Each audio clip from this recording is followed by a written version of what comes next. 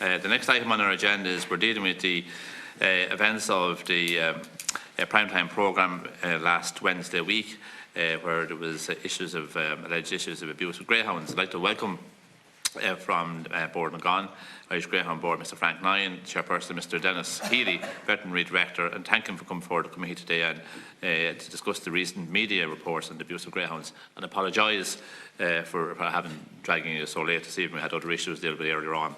But anyway, thank you very much for coming before us today. Just before we begin, I want to bring to your attention that witnesses are protected by absolute privilege in respect to the evidence given to the committee. However, if you're directed by the committee to cease giving evidence in relation to a particular matter and you continue to do so, you're entitled thereafter to qualified privilege in respect of your evidence. You are directed that only evidence connected with the subject matter of these proceedings to be given, and you're asked to respect the parliamentary practice to the effect that where possible you should not criticise or make charges against any person or entity by name in such ways to make him or her identifiable. Members are reminded of the long-standing parliamentary practice to the effect that members should not comment on, criticise or make charges against a person outside the House or an official either by name in such a way as to make him or her identifiable. Mr. Nyhan, I understand you're making the opening statement. When you're ready. Chairman, members of the committee, thank you for the invitation to attend before you today to discuss the RTE Investigates programme Greyhounds Running for Their Lives, broadcast on the 26th of June. I am accompanied today by Denis Healy, the Veterinary Director of the Irish Greyhound Board, and I wish to offer apologies on behalf of our CEO, Gerard Dollard, who due to a long-standing commitment is unavoidably absent. At the outset, let me state that the Irish Greyhound Board unreservedly condemns the appalling practices evident on the RTE Investigates programme, which have no place in the greyhound industry or indeed in any area of activity involving animals. I'd like to further state that the welfare of the racing greyhound in Ireland is at the very core of what the Irish Greyhound Board does. The Irish Greyhound Board, or Board Nagan, is the commercial semi-state body responsible for the control and development of the greyhound industry in Ireland. The board was established under special legislation by the Irish government in 1958. In terms of governance, there are 7 board members, as well as the CEO, the Chief Financial Officer, and an executive consisting of a veterinary director, head of regulation, and other executives. We have 238 employees. The industry has some 7,300 owners and is estimated to be worth approximately 300 million to the national economy. Greyhound welfare is a top priority for the board, and there is an ongoing proactive approach to ensure that animal welfare standards are consistently high throughout the industry. All reported incidents of greyhound cruelty and neglect are investigated, and where breaches of the 2011 Welfare of Greyhound Act are identified, appropriate action is taken. Addressing the recent televised expose on the treatment of greyhounds, it is right that RTE would highlight illegal behaviour and the sometimes appalling and egregious treatment of animals as a matter of public interest. The Irish Greyhound Board fully subscribes to and supports such an approach. However, we believe it is incumbent on the national broadcaster to provide factual and properly contextualised information. Balance is also important, and a glaring omission from the programme is the good practice and behaviour adopted by the significant and vast majority of people involved in the greyhound racing in Ireland, and the stringent legislative and regulatory framework in place to ensure general compliance and, more importantly, animal welfare. The Irish Greyhound Board cooperated with RTE and accommodated its request to film at our various stadia. We responded to numerous freedom of information requests and editorial queries. We offered a live interview on the issues raised during the course of RTE's research. This offer was not taken up. We have requested a copy of all footage and documentation from RTE relating to the programme to enable us to follow up on any allegations of mistreatment of greyhounds or breaches of statutory regulation, and we are currently awaiting same. The programme in many cases used historic or out-of-context footage to highlight past poor welfare practices. It did not reflect the wider industry or the significant reforms that have been introduced by the Irish Greyhound Board in the last decade. It disregarded the thousands of genuine greyhound owners who love their greyhounds and their racing. Arising from the programme, there are numerous issues and areas to be highlighted. In early 2017, as part of an examination of the IGB organisation and its structures, a company, Preferred Results Limited, undertook an analysis of the greyhound pool, although this did not form part of their brief at the time.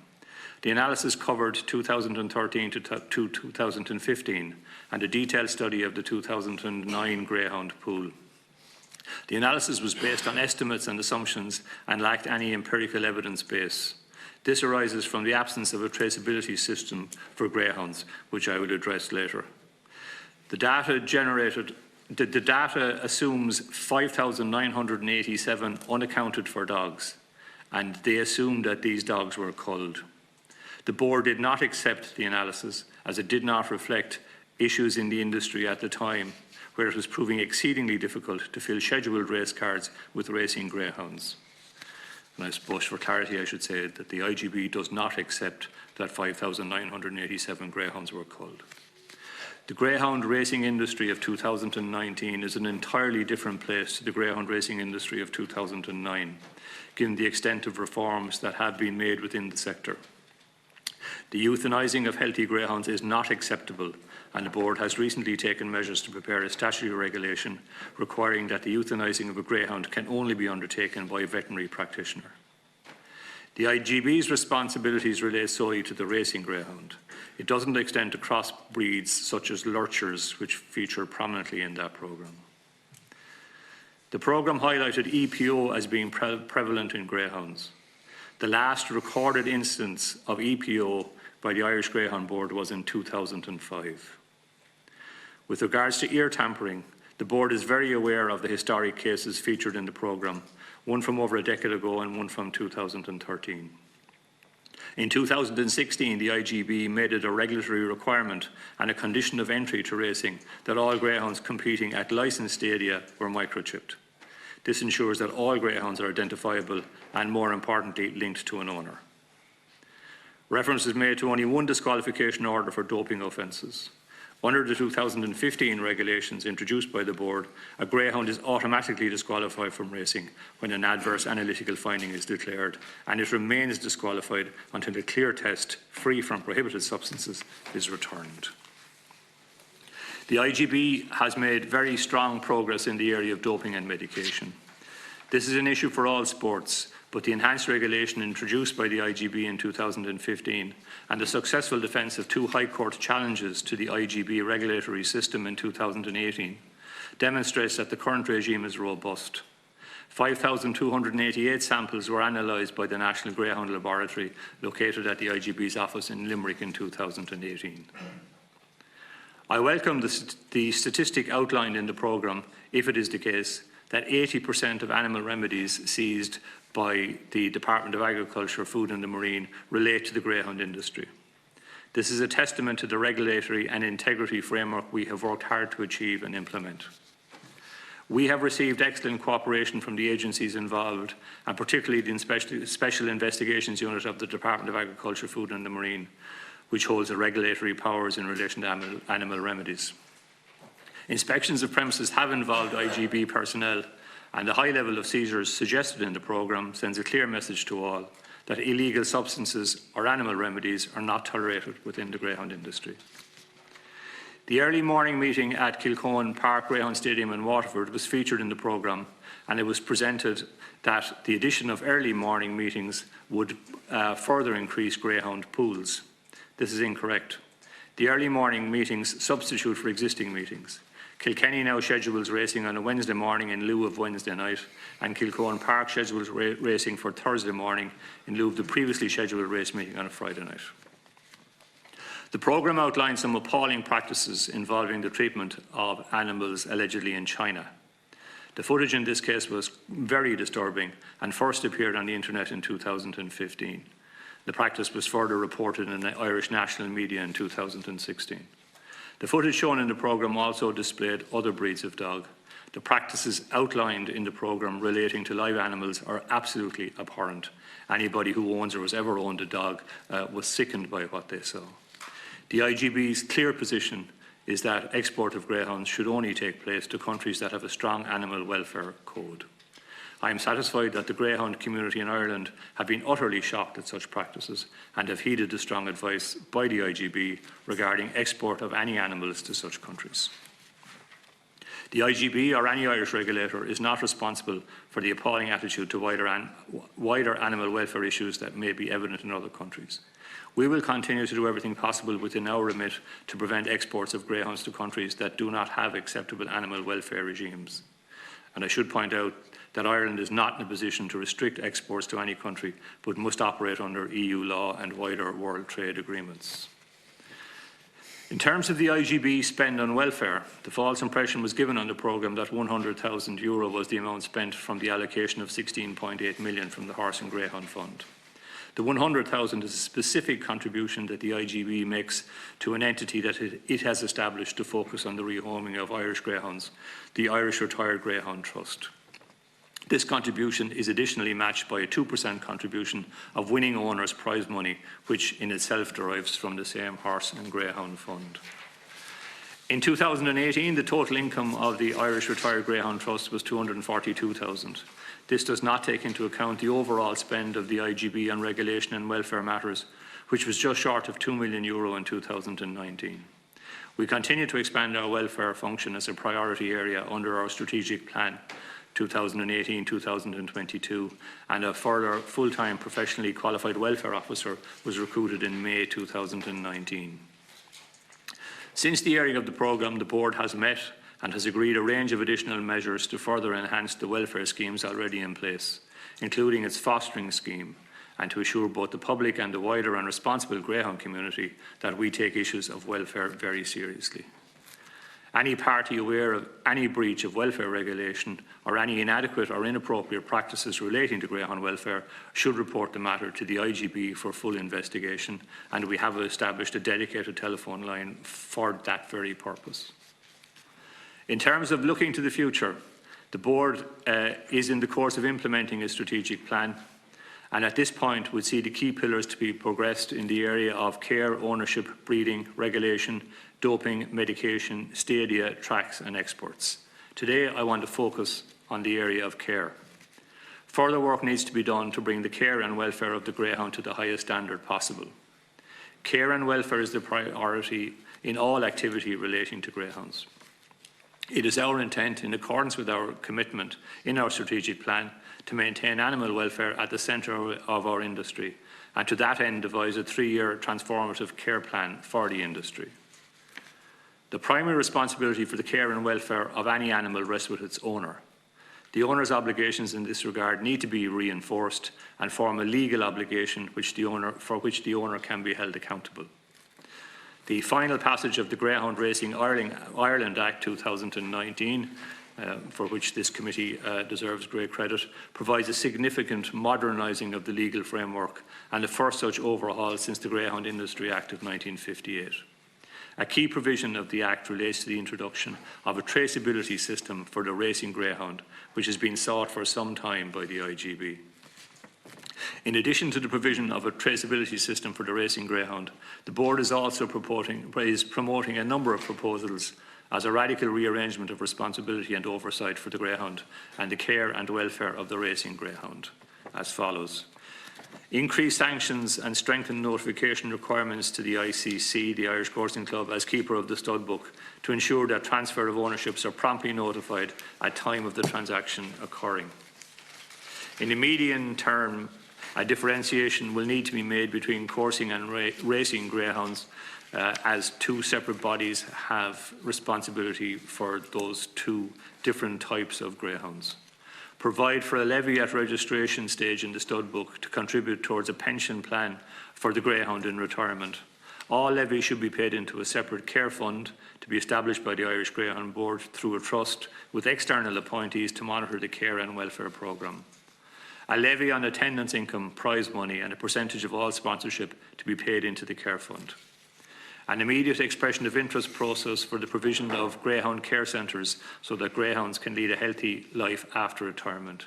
These centres will be funded from the care fund and a contribution from owners.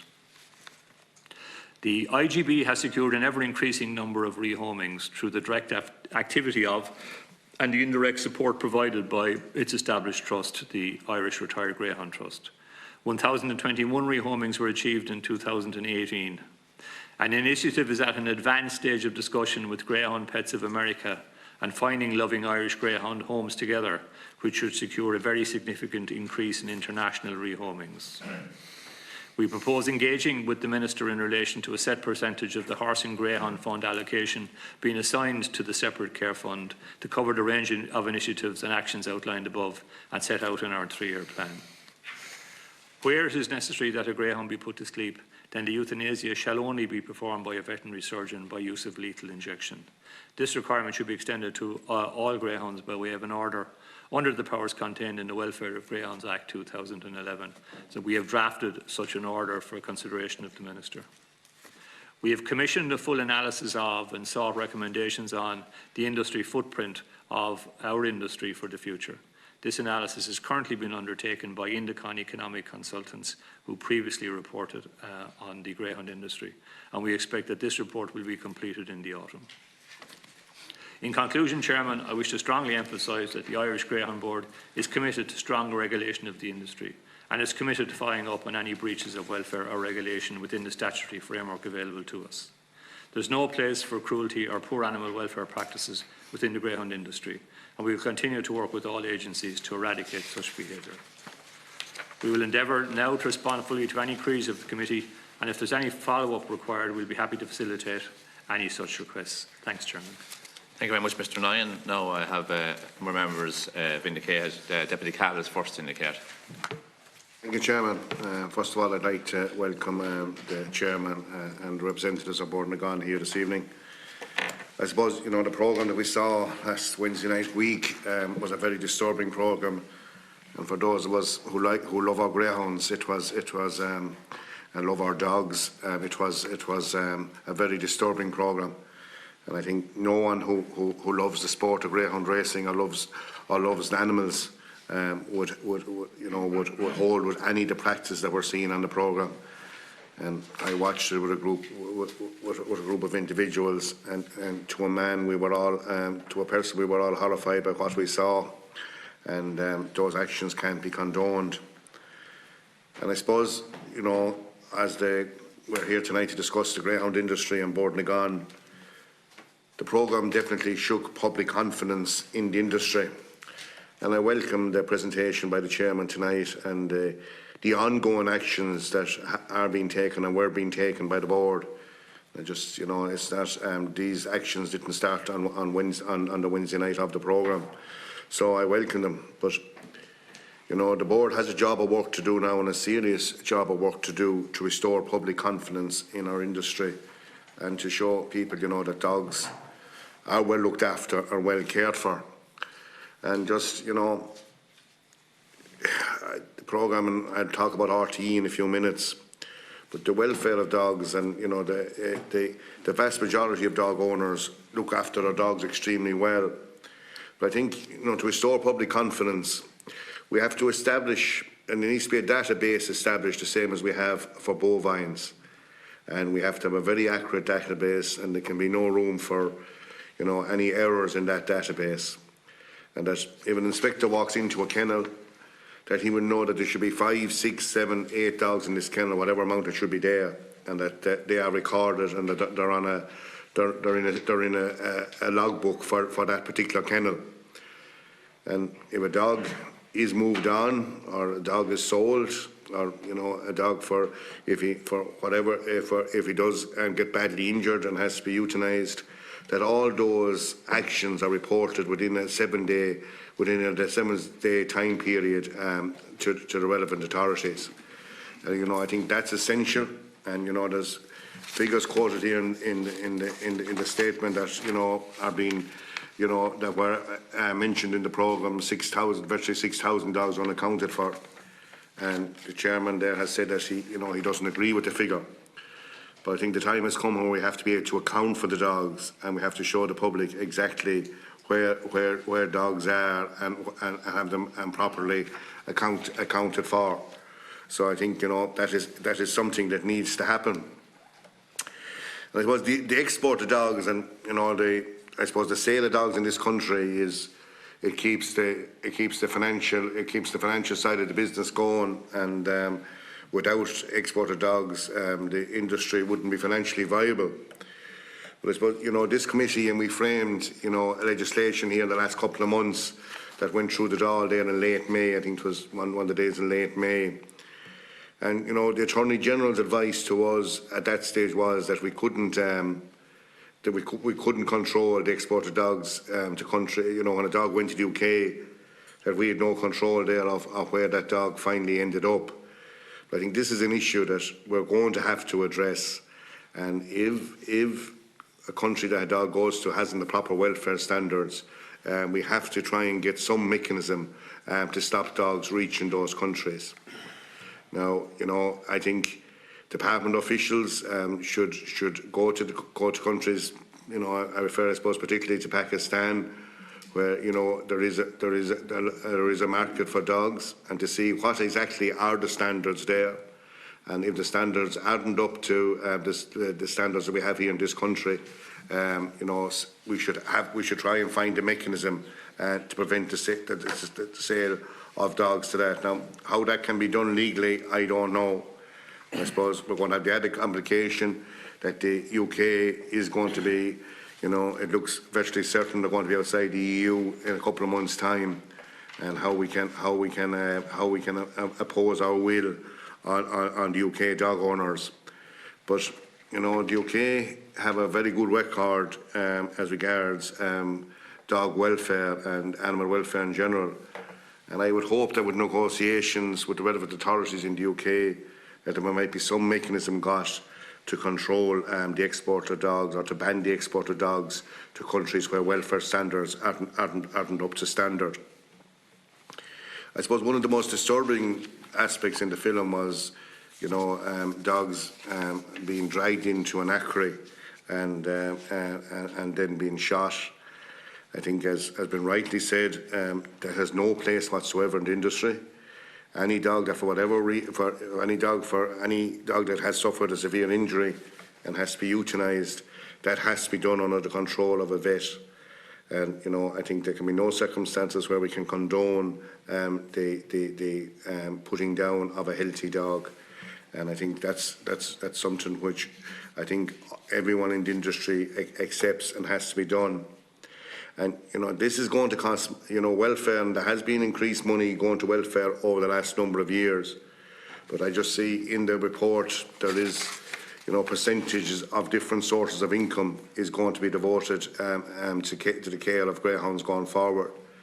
And I suppose, you know, this is a step forward, as you have given figures there of what money has been spent up to now. But I think a levy on various income sources.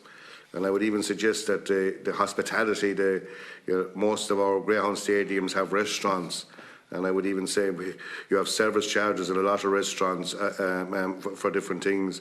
I would say that, you know, there should be a levy even on the entertainment that's there on those hospitality units, again to provide extra for the welfare fund that needs to be put in place. And I see, you know, you also state that, you know, the 16 million that the Exchequer provide for the industry, that you want to ring fence a percentage of that as well for the welfare of dogs going forward. So I think, you know, all those points should go a long ways towards restoring public confidence. But, you know, a couple of weeks ago we had department officials in here about horse cruelty and dog cruelty as well. So, you know, it's animal welfare, you know, encompasses more than greyhounds. And, you know, we discussed earlier today here about the responses we got back from the department as regards the welfare of horses. And, you know, there's plenty of issues there, and unfortunately we have a lot of instances of horse cruelty. And, again, the legislation that's there has to be complied with. But on the dog side of things, you know, we have illegal hunting happening around the country, which is a serious animal welfare issue. And there is, you know, groups of people who go around the country with I suppose, a band of lurchers would probably be the correct title for it, and have absolutely no respect for other animals in the animal kingdom. And, you know, that's an issue that needs to be addressed as well. And we have been told that the legislation is there for the guards and dog wardens to stamp it out. But unfortunately, the resources aren't there for it. And, you know, that's an issue that needs to be highlighted as well, that, you know, we have people who have absolutely no respect for law and order, and who are, what you could say, just marauding the countryside and performing an illegal activity, and that has to be eradicated immediately. I suppose the integrity of the sport has got a lot of media attention, and as I said earlier, hopefully the legislation that was enacted, that was passed through the both houses of the Oireachtas in the month of May, will help to allow us to enforce the regulations that are there. But I suppose there's been a few high media cases where high-profile people in the industry were found with a substance in a dog, and that the penalties that you would expect to see enacted didn't happen. And the programme the other night referred to, they named one dog trainer, one prominent dog trainer, and they said there was 2 other cases in the courts. It's absolutely essential for the integrity of the industry going forward that anyone who is found guilty of having a prohibited substance suffers the full rigours of the law. There can be no place in the sport for people who are doping greyhounds. Excuse me, who are doping greyhounds. And there was one man mentioned in the programme and just showing that he was found with a lot of illegal substances. And I presume that has to go through the criminal process, and you have to give everyone is entitled to right of trial, and I'm not taking that away from any individual. But if an individual is found guilty, I think there has to be very, very severe penalties for those individuals. And there has to be lengthy bans and lengthy suspension, because we have had, as I said, we've had high-profile cases, and they definitely the regulations. I suppose the law that was there previously dated back to 1958, and it wasn't strong enough to enforce the regulations.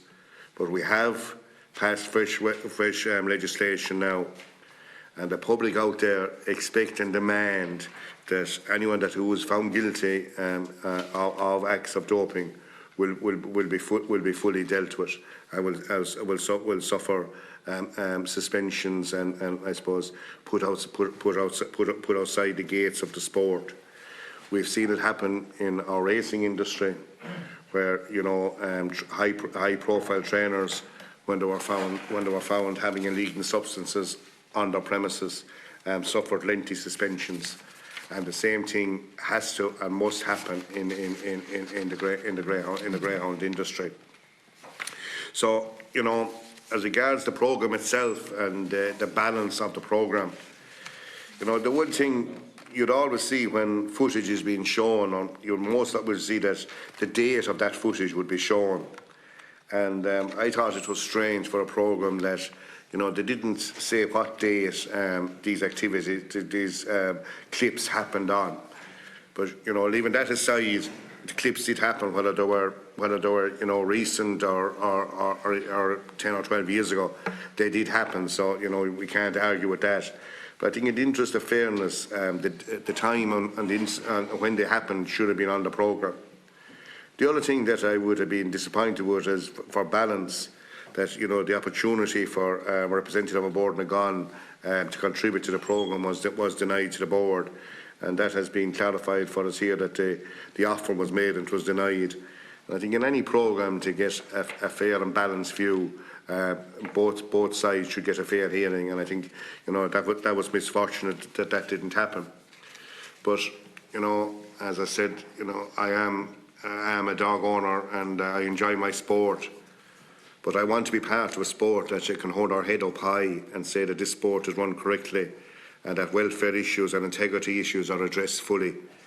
And the board over the last couple of years has been advancing issues, but I think the programme the other night has highlighted areas which improvements need to be made in. And as I said, I think the database has to be put in place, and it has to be foolproof. And I said the legislation that was enacted in May, we have to make sure that ensures that people who breach the rules of the game bear the full rigours of the law. And as I said, I would like that the industry would enter into discussions with the UK authorities to see, is it possible for the UK, to prevent the export of dogs to countries where standards aren't the same as ourselves. As I said, the lifeblood of our industry is the sale of our dogs to the UK, and if that was prohibited, the industry would not be financially viable. So that's not an option. But I think I think the UK's record as regards welfare would be at such a high standard that I think it should be possible to try and get the UK to bring in legislation that would prevent dogs from going to countries where standards aren't up to what we would demand. Deputy Penrose, next, please. Thank you, Mr. Nyhan, and those for coming before us here. I have to say that in 27 years of service here in the Dáil, Mr. Nyhan, I've never had such a public reaction conveyed to me by members of the public. Indeed, some of my colleagues, including Deputy Kelly here, registered their deep disgust and annoyance at the contents of that RTE programme. I think it was an important service, public service broadcasting by the station. And there is a bit of a deficit, and in fairness, Mr. Nyhan has referred to as a failure to give yourselves or maybe other interested parties and stakeholders maybe a right to deal with some aspects, which might have been helpful. But certainly, it was the main thrust of the programme. You couldn't actually negative or neutralise what was the main thrust of the programme. It's absolutely abhorrent, and the practices that were revealed in the RTE Prime Time Investigates were horrific and abhorrent, and have to be condemned with vehemence and unequivocation. It defies description, I think, the disgraceful treatment of the greyhounds and animals we've seen. And of course, the welfare and care of the greyhounds has to be at the top of everyone's agenda. It's not an afterthought, it has to be an absolute priority.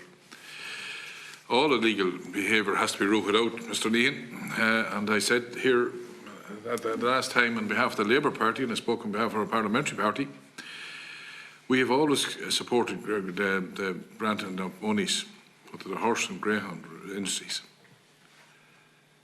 But we certainly will be reserving our position in terms of the greyhounds from here on in.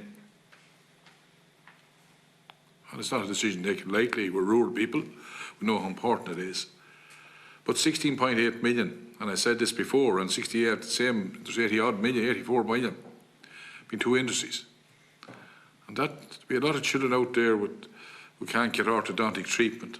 A lot of people out there who can't get anything for children, or a school bus service, or anything like that. A lot of that money would go a long way.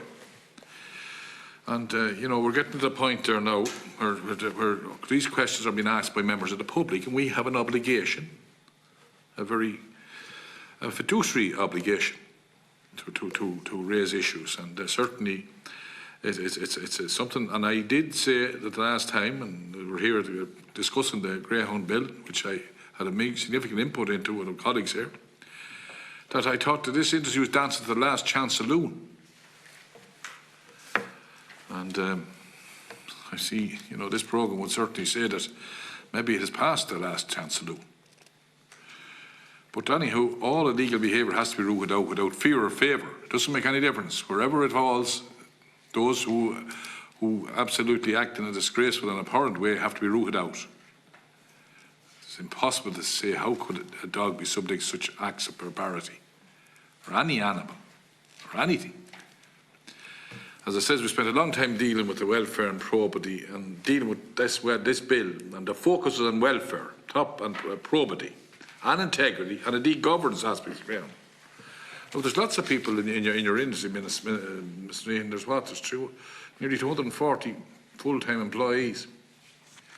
That's a lot of employees only looking after 7,300 owners. Surely there has to be a tracking and tracing mechanism. I know you're bringing forward traceability and stuff like that, identification. So every animal, Deputy Cahill, every animal, bovine nature, you can track them from here to Buenos Aires. And until we get to that point in this industry, there'll be questions to answer, and you and your board and all of those top people who seem to be costing a right few quid. have to have a job to do. And if they don't do it, they'll find people in here who the 16.8 million won't be going your way.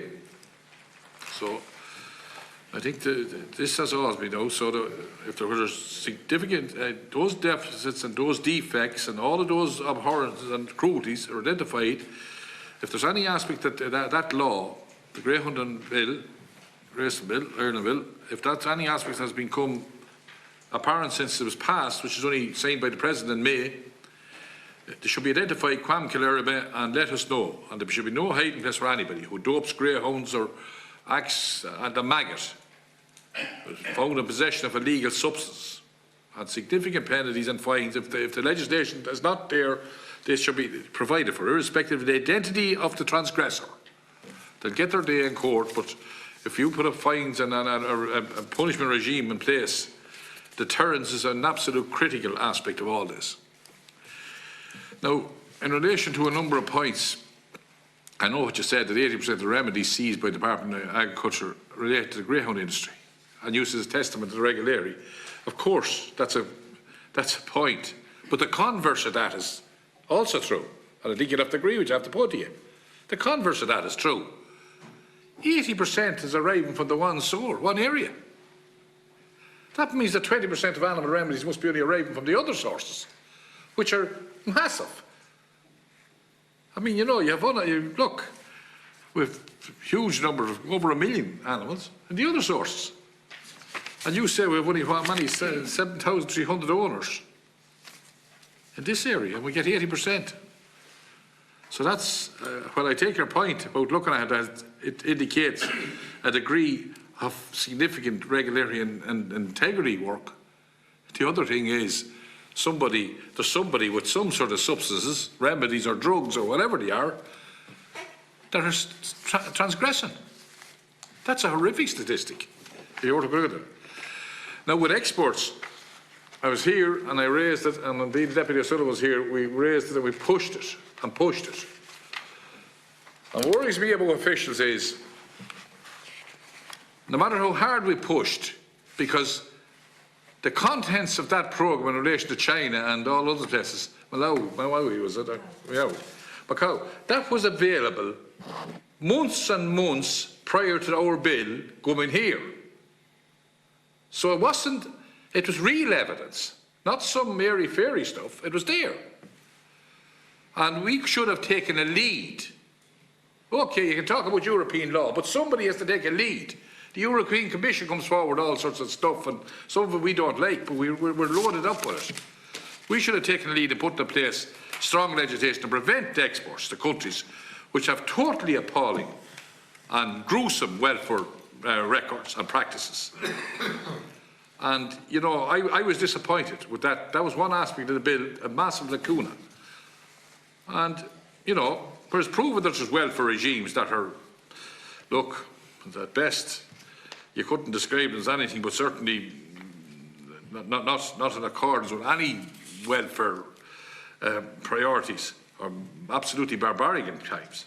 Nothing should prevent the application of appropriate legal protections for the welfare of the dog or greyhound or whatever it is. Any animal. Doesn't make, we could widen that to any animal. So I think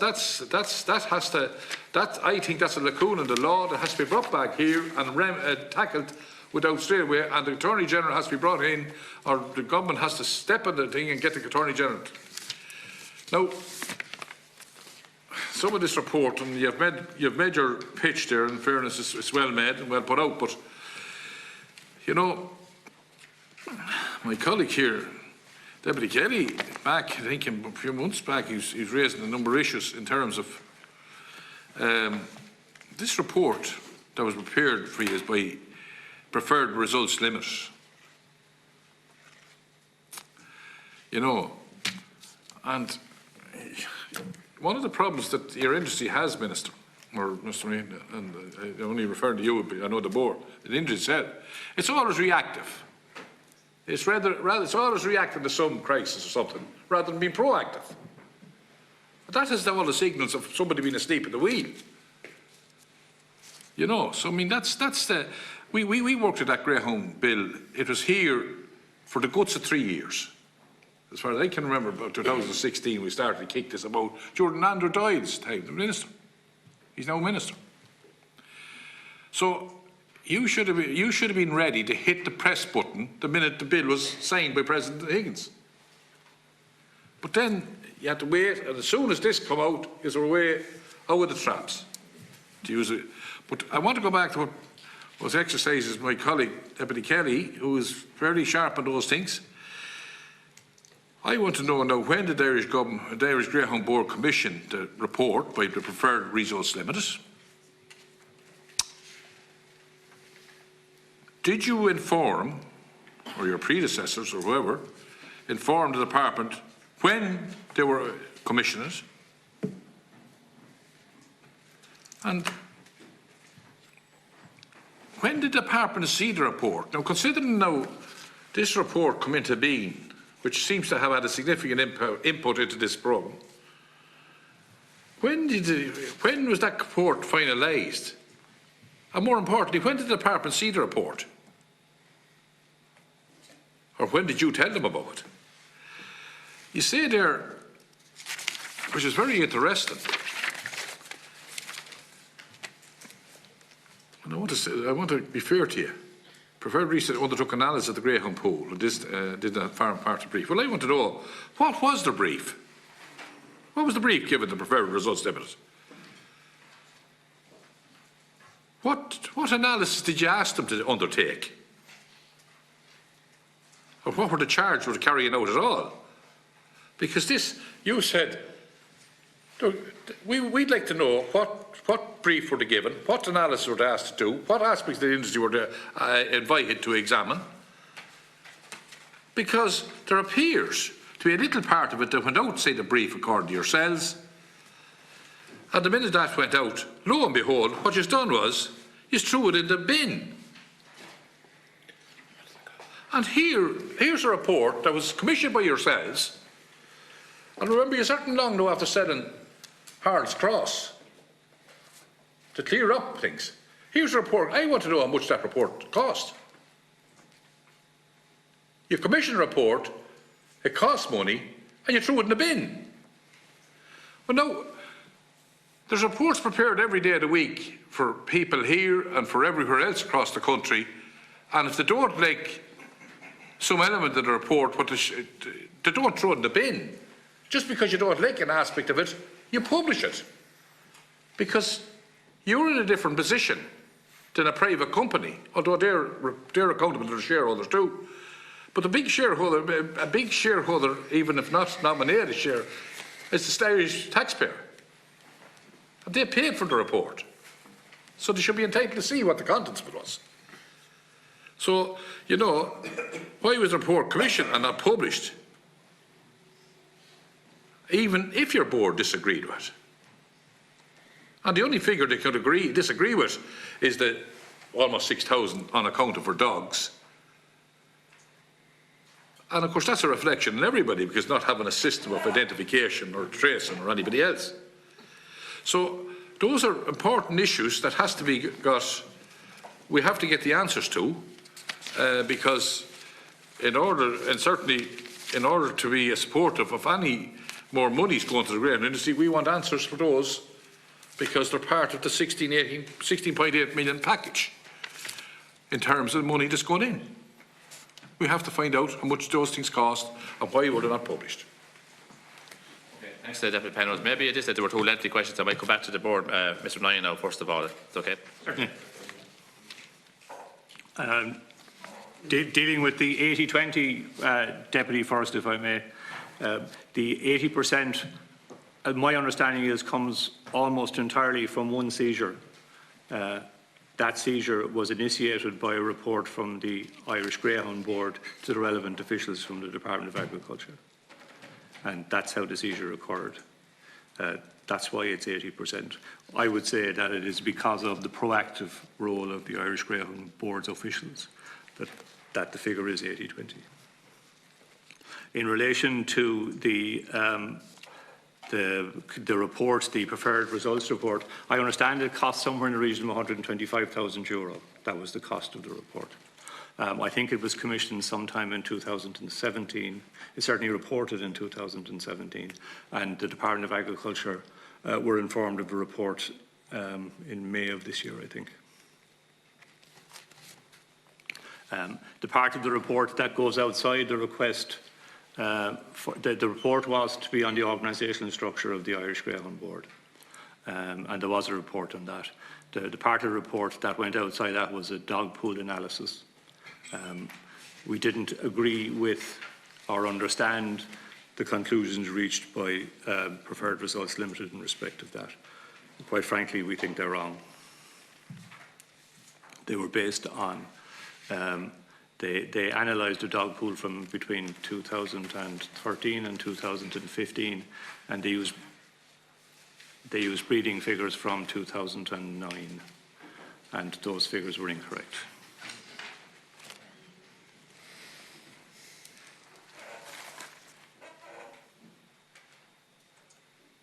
You want to address the other questions, Mr. Nyhan? Can I go back to Deputy Cahn's questions? Please, sorry, please do, yes, sorry. Sorry, okay, yeah. There's a reply here to a question, parliamentary question, that the Department of Agriculture was aware in 2017 that the interim CEO of Board of Gun was in place at the time and commissioned an in-depth business model of the organisation. So they were aware. I don't think the department, except they were aware of that in 2017. That's my understanding. Well, it's in the question, it's in the reply to the question. My department was aware. This is a question on the 3rd of July, as far as I see. My department was aware in 2017 the interim CEO of Board of Gun, who was in place at that time, and commissioned an in-depth business model or analysis of the organisation. So he may have been aware that it was commissioned, but I don't think he got a copy of the report. And what's peculiar is, it's completed in 2017, but the department didn't receive it until the 24th of May 2019. That's correct. And where was it for 2 years? It was unused and not applied because we didn't agree with the analysis that was in the report. But then why was it furnished to them, if it was no use and was in the bin, why was it furnished to the Minister at all then? Because he asked for it. And there you go. Can I go back to Deputy Cahill's question? On the question of traceability, which is raised by Deputy Cahill, we were here, I think, approximately 2 years ago when we discussed this question, and we sought your help in terms of drafting of the bill because we had identified at that time there was a problem in relation to traceability of greyhounds. The system that's being proposed and which is enabled by the legislation is a shared database between the Irish Greyhound Board, the Irish Coursing Club and the Greyhound Authority of Great Britain. The intention is that all parties will have access to this database and that there will be a statutory requirement on persons to update information, all life information in relation to a greyhound on this database. It will be initiated by the microchipping of a greyhound, which is a statutory requirement. And thereafter, it will follow, insofar as it's possible to do so, the gold standard, which we believe is the traceability for cattle, in that all events will have to be recorded within a statutory time frame on this database. The need for the cooperation of the Greyhound Board of Great Britain is because of the transfer backwards and forwards of greyhounds between Ireland and Great Britain. We also hope that by having them involved in the database, that we will be able to identify any dogs that turn up in other jurisdictions and identify the persons who sent them there. The indications from Great Britain are that they will cooperate in excluding those persons from membership in their organisations. So that is the plan in relation to that. In relation to the levy, the intention in respect of the levy is to raise approximately €1 million in a year from a levy on the members and all functions, including the ones you've identified, the social functions that take place on greyhound tracks. This initiative comes from greyhound owners. I've obviously been attending greyhound tracks and greyhound meetings since this programme, and people were anxious that there would be an initiative, and that's the source of that initiative. €1 million would be raised by a levy of approximately 10% and an increased fee on the naming of greyhounds, which will require the cooperation of the ICC, but I don't think that's going to be an issue. In relation to integrity, so far as the Irish Greyhound Board can be satisfied. We are satisfied with the current integrity regime. There are approximately 5,000 tests done on greyhounds before racing, after racing, in their kennels, unannounced throughout each calendar year. Of that number of tests, approximately 0.4% are returning an adverse analytical finding, which is a very small number. All adverse analytical findings are reported, and they are all referred to the Independent Committee for Adjudication. If you look at, and I know you do, the results of the classics in the greyhound racing for the past 2 seasons, you will see that the classics have all been won by different greyhound trainers, large and small. And in this year's English Greyhound Derby, the first 3 dogs were Irish owned and Irish trained. They were tested in Ireland and they were tested in England, and there was no adverse finding. So insofar as we can be satisfied, we are satisfied currently with the integrity. In relation, sorry. Would you have a breakdown of the tests? You have 5,000 whatever tests that you said were done, be it in the kennels, be it on the racetrack, before and after. Is there a breakdown of that figure available? How many actually are done in the kennels and so on and so forth? We would have that information. Whether we have it immediately available, I don't think so, but we'll send it to you. I mean, that is available because they're all recorded. Okay, carry on. Yeah. I might just add to what Mr. Nyhan said in relation to traceability. Like there's a microchip scanning and greyhound identification project. That's actually well on its way. We're almost there at this stage, developed, and it's an advanced stage. And the benefit of this is that we will actually, you know, as Deputy Cahill said there, you will be able to go. Our officers will be able to go on to an establishment that has greyhounds to do a welfare inspection. And they will have a list of greyhounds that should be on that premises, because they should be on a database. Equally, it would be, the system will be able to record what sampling were done for, we'll say, substances, be they prohibited substances or substances for therapeutic use. And in addition, that database will be able to track the treatment records. So, and also the whole racing trial and the racing and trial history. So, in reality, what is, and it is achievable, a lot of work, but it is achievable, is that there will be a lifetime record for every event, from the time they were born, right through microchipping, to marking, to racing, to export, to sale, to transfer, to giving away for nothing, into retirement, and until the final say, until the dog is either put to sleep or dies a natural death.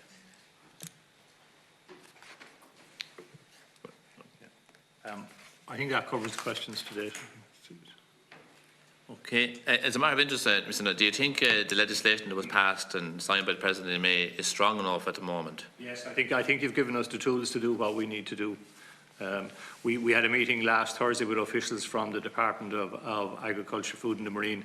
Commencement orders are needed now in respect of legislation, and we're discussing with them a schedule of the relevant orders and the actions that are required to bring them into being. Is there a timeline or a timescale for those? But the meeting was on Thursday. We'd expect that this legislation would start to be commenced early autumn. Okay. And early in the autumn, yeah, as in September. And may I add, just to thank them, the relevant, Oireachtas members who did get put a lot of work into this bill. We now have IGB has powers to make regulations for the health and welfare of greyhounds, thing we didn't have. And in fact, there's also powers to make regulations for the establishment of the administration of funds. So funds can now be ring-fenced. And it's actually, this is after consultation with the Minister. And that will also relate, like, including making provision for the rehoming of greyhounds. So, like, you can, dare I say it, there is now no excuse for not getting this right, because the powers are there. It's a case of doing it. Okay. The next questioners are Senator Lombard, Senator Daly, and Deputy Corcoran-Kennedy. Thanks, Chair. I'll be brief. I think my two other colleagues have made lengthy presentations regarding the issue of the broadcast by RTE on the 26th of June. Quite a significant broadcast that shed a light on the unfortunate procedures at times shown in the actual industry. Some going back years, some unfortunate scenes without a shadow of a doubt. I think the industry itself had we had hoped had gone out of the financial issues that had gone in and moved into a new era. This programme itself damaged the industry without a shadow of a doubt. It damaged it in the public's eye. And I think the last 2 weeks we've seen reaction to that. And I might ask the actual chairman about that reaction, about the reaction we've seen in dog tracks, about the reaction we've seen in the public, sponsors, the feedback from owners. How damaging do you think this actually 2-week period has been to the actual industry itself? And I think we all realise the industry has, with new legislation coming on board, the new financial situation, we're hoping this is going to be a new leaf of life for the actual industry. Could I ask you about the actual changes required now to move forward? What do we need to do to ensure that we can bring public support back in behind this industry? I would ask you, maybe you might go back and look at the actual traceability statement and what you said about traceability and how you propose that is going to be one of the key factors in bringing that kind of energy back into the industry itself. And from the bovine side, the ICBF website would be something we'd all be very familiar with. That would not have an international remit. That would have a national remit only. But you would have stated that there might be an international remit, in particular with the UK, regarding cross-border and all these issues to ensure that there is traceability. If we were to bring that traceability into industry, do we need to have one kind of traceable organisation that would run across both entities, the UK and the actual Irish entity itself? And how would that tie in together? Or what would your thoughts be on how the traceability can be actually tied in together itself? In your presentation, I could thank you for your presentation. You mentioned that you would have asked for clarity regarding some issues regarding the RTE presentation. You had asked, let me think, you had asked for a copy of the footage and documentation. 2 weeks later, you haven't received that. Are you concerned that you haven't received such documentations 2 weeks later regarding the actual entity itself?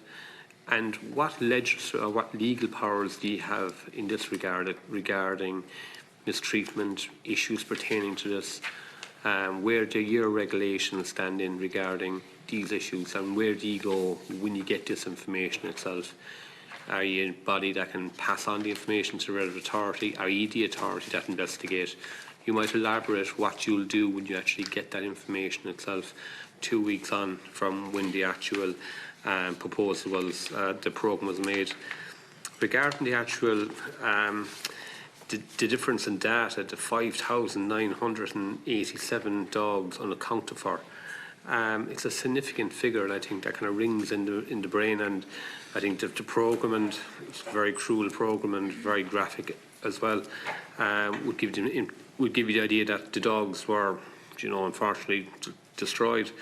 Could we actually break down the actual data? You made a statement here today that it was 2009 data that was used in tying the actual figures together in a report, and I might be wrong and you might clarify it, but the report was looking at 2013 and 2015, but the data they used was 2009. It seems quite amazing that they used the data 4 years away from the actual issue itself, from the actual greyhound pool, and how that would tie into putting the actual story together. Other issues, I think, about sampling, I think they've been covered. But could I ask about, and this is a very basic question now, about how you propose the actual, the new kind of care fund will work going forward regarding all the dogs that are born and where they're going to be funded itself. Will that require legislation, or is the legislation passed strong enough for you to put that kind of trust in place? Where do you actually sit with that kind of legislation itself? Do we need to come back to the House of the Oireachtas for that to be tied in, or is the new legislation passed giving you the actual powers to tie all that in together? And if it is falling back on your desks, when or how long will it take to put that legislation in place, or that proposal in place, so we can actually have some clarity regarding the actual care trust proposal itself? Senator Daly. Thanks, Chair. Most of what I had here has been covered by Deputy Gael and Deputy Penrose in particular, but there's just a couple of things, and while I know it's repetitive, the horrific programme that we viewed on RTE, when you sit back and look at it logically and look constructively for solutions, we have to go back to traceability again. And if there was a proper traceable method of traceability, you wouldn't have dogs going missing. You wouldn't have illegal exports. It was traceability of the dogs was the key problem from where I was viewing it. And I know you've addressed in your report here today that you're going to concentrate on that more. But I don't know, going back to the bovine animals again, when they're registered at birth, you have record of their birth, every movement to their death. Have you got the manpower? Have you got the technology to be able to handle what's needed here when you look at the volume and number of dogs that are on the island, firstly? And secondly, what onus is on an owner at the moment to register a litter of pups? Like, is there a time scale by which time they have to have all the pups registered? And if there is, how is that policed? And if there's not, why not? Like, is there a situation where an owner can wait to see how the pups are maturing or progressing, or maybe even giving them an inkling of how good they might be before he or she has to register them? Like, that would be vitally important.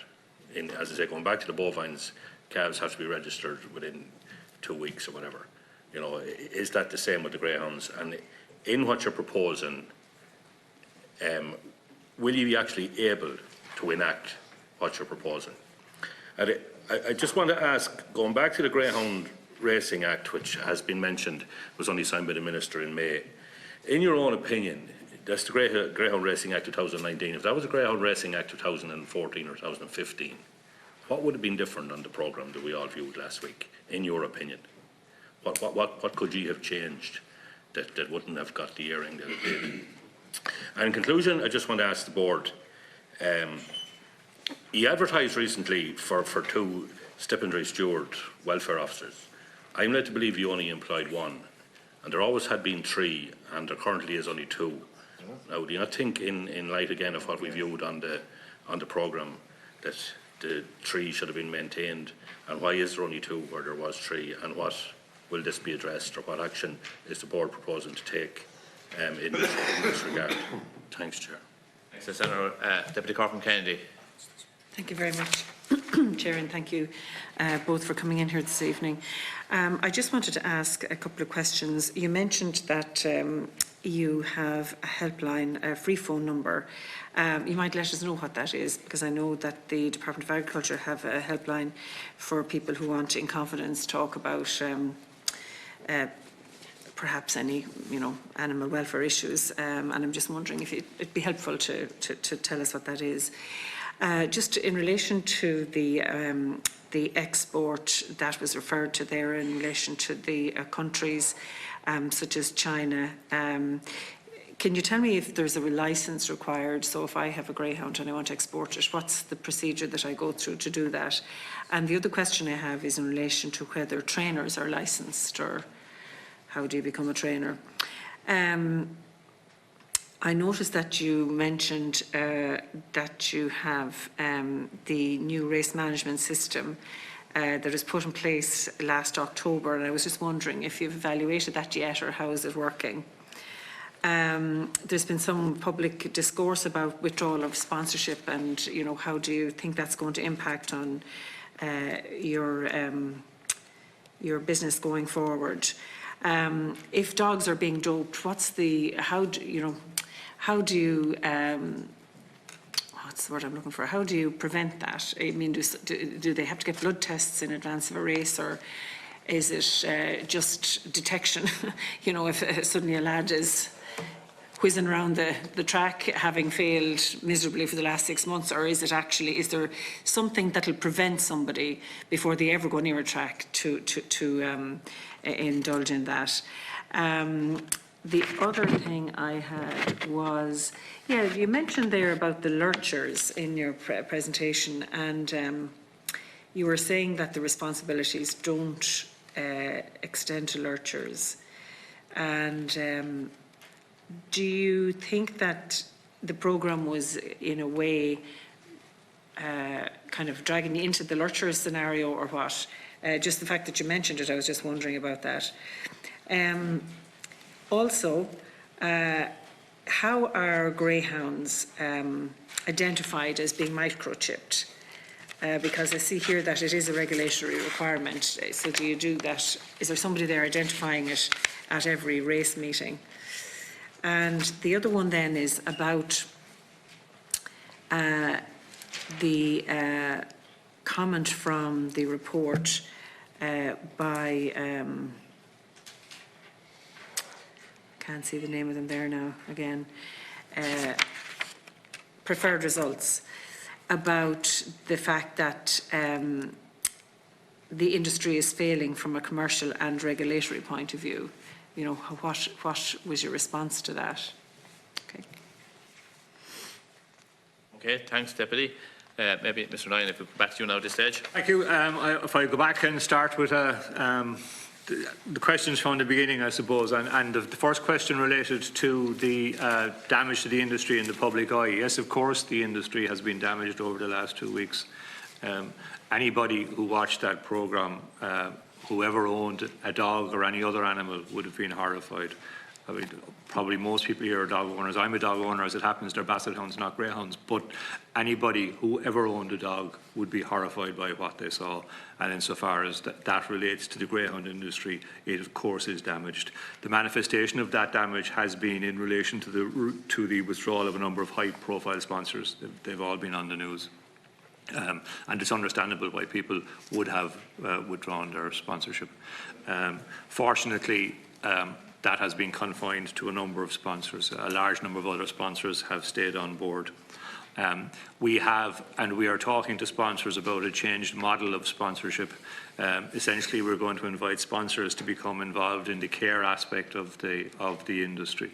And to any sponsorship that we get from sponsors in that regard will go towards the care of greyhounds, and the prize fund will be separate from that. The withdrawal of sponsorship, because of the model of the industry, in fact, affects owners and trainers, because the sponsorship money goes straight to them.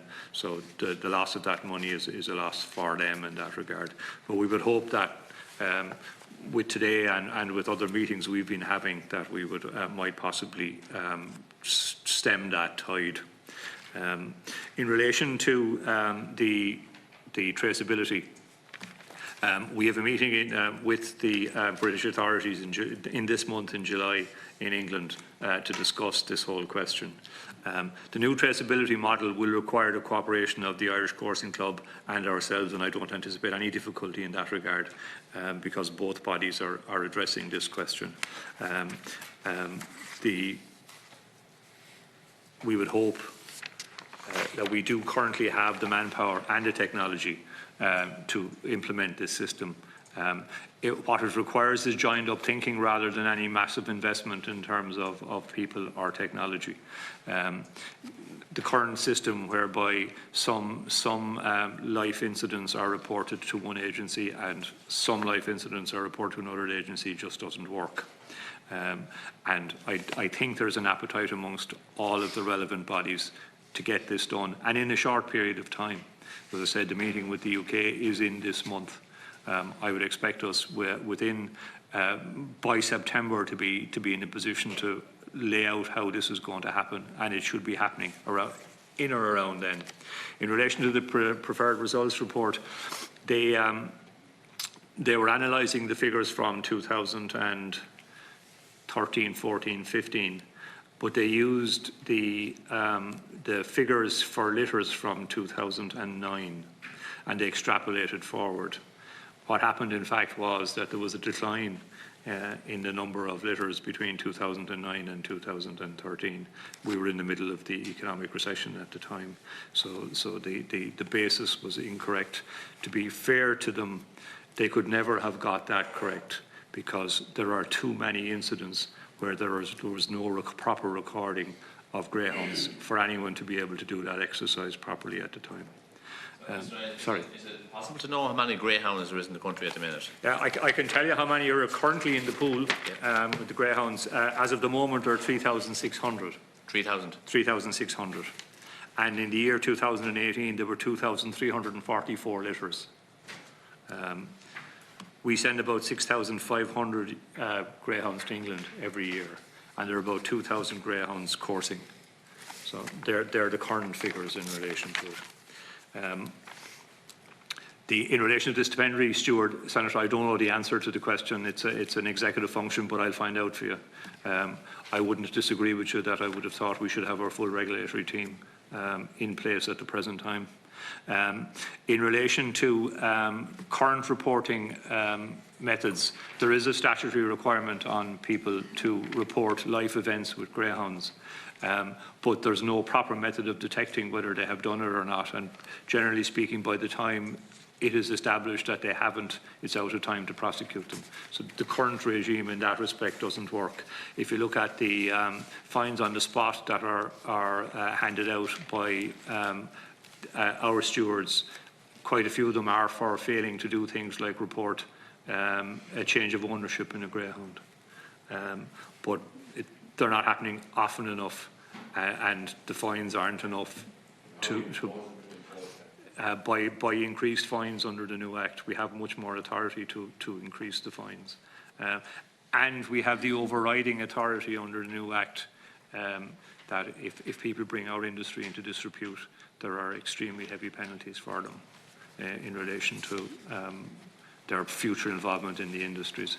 And I think you could take it that we'll be using those powers without specifying any particular person or event.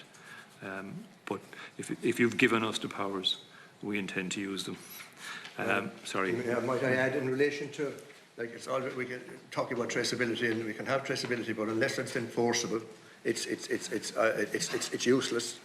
But what can be done is that if you have a system where pups at 12 weeks of age, and it answers Senator Corcoran-Kennedy's question in that pups at 12 weeks of age are greater, that is when they're microchipped. Now, that is recorded on a database, so we will see that, I'll say, Mr. Cahill had a bitch that had 6 pups, and they're recorded on the system. And 12 months later, those pups are registered on the RMS, which is the Racing Management System, which is when first we see them in the Irish Greyhound Board. So it does mean then, and we have the manpower or womanpower to do it, whereby they would look, at least if you have the information that he started out with 6, he only registers 3 on the racing system, where did the 4 go? We will be able to do it, and the system will be there where you could interrogate the system, and these dogs are missing. You go to Mr. Cahill and you say, well, can you explain what they're for? He is required to inform the Irish Coursing Club within 14 days of the transfer of ownership or the movement or the death. If that is not done within the period of time, and we investigate it, which we can do and are doing, and if that's done within the 12 months of the event having had to happen, we can actually serve a fixed penalty notice, and you know that is very doable. And again, as regards the microchipping, just to answer Senator Corcoran-Kennedy's question, yeah, that is done. They're required to do it once they're beyond 12, at 12 weeks of age or onward. They have to be done. And 95 or 6% or more, in fact, I'm open to correction, but is that high. That microchipping is done of greyhounds, and tattooing is done by officers, control committee stewards, officers of the who are actually in the employ of the Irish Coursing Club. So the microchipping, we can say we have control over at least 96 or 7%.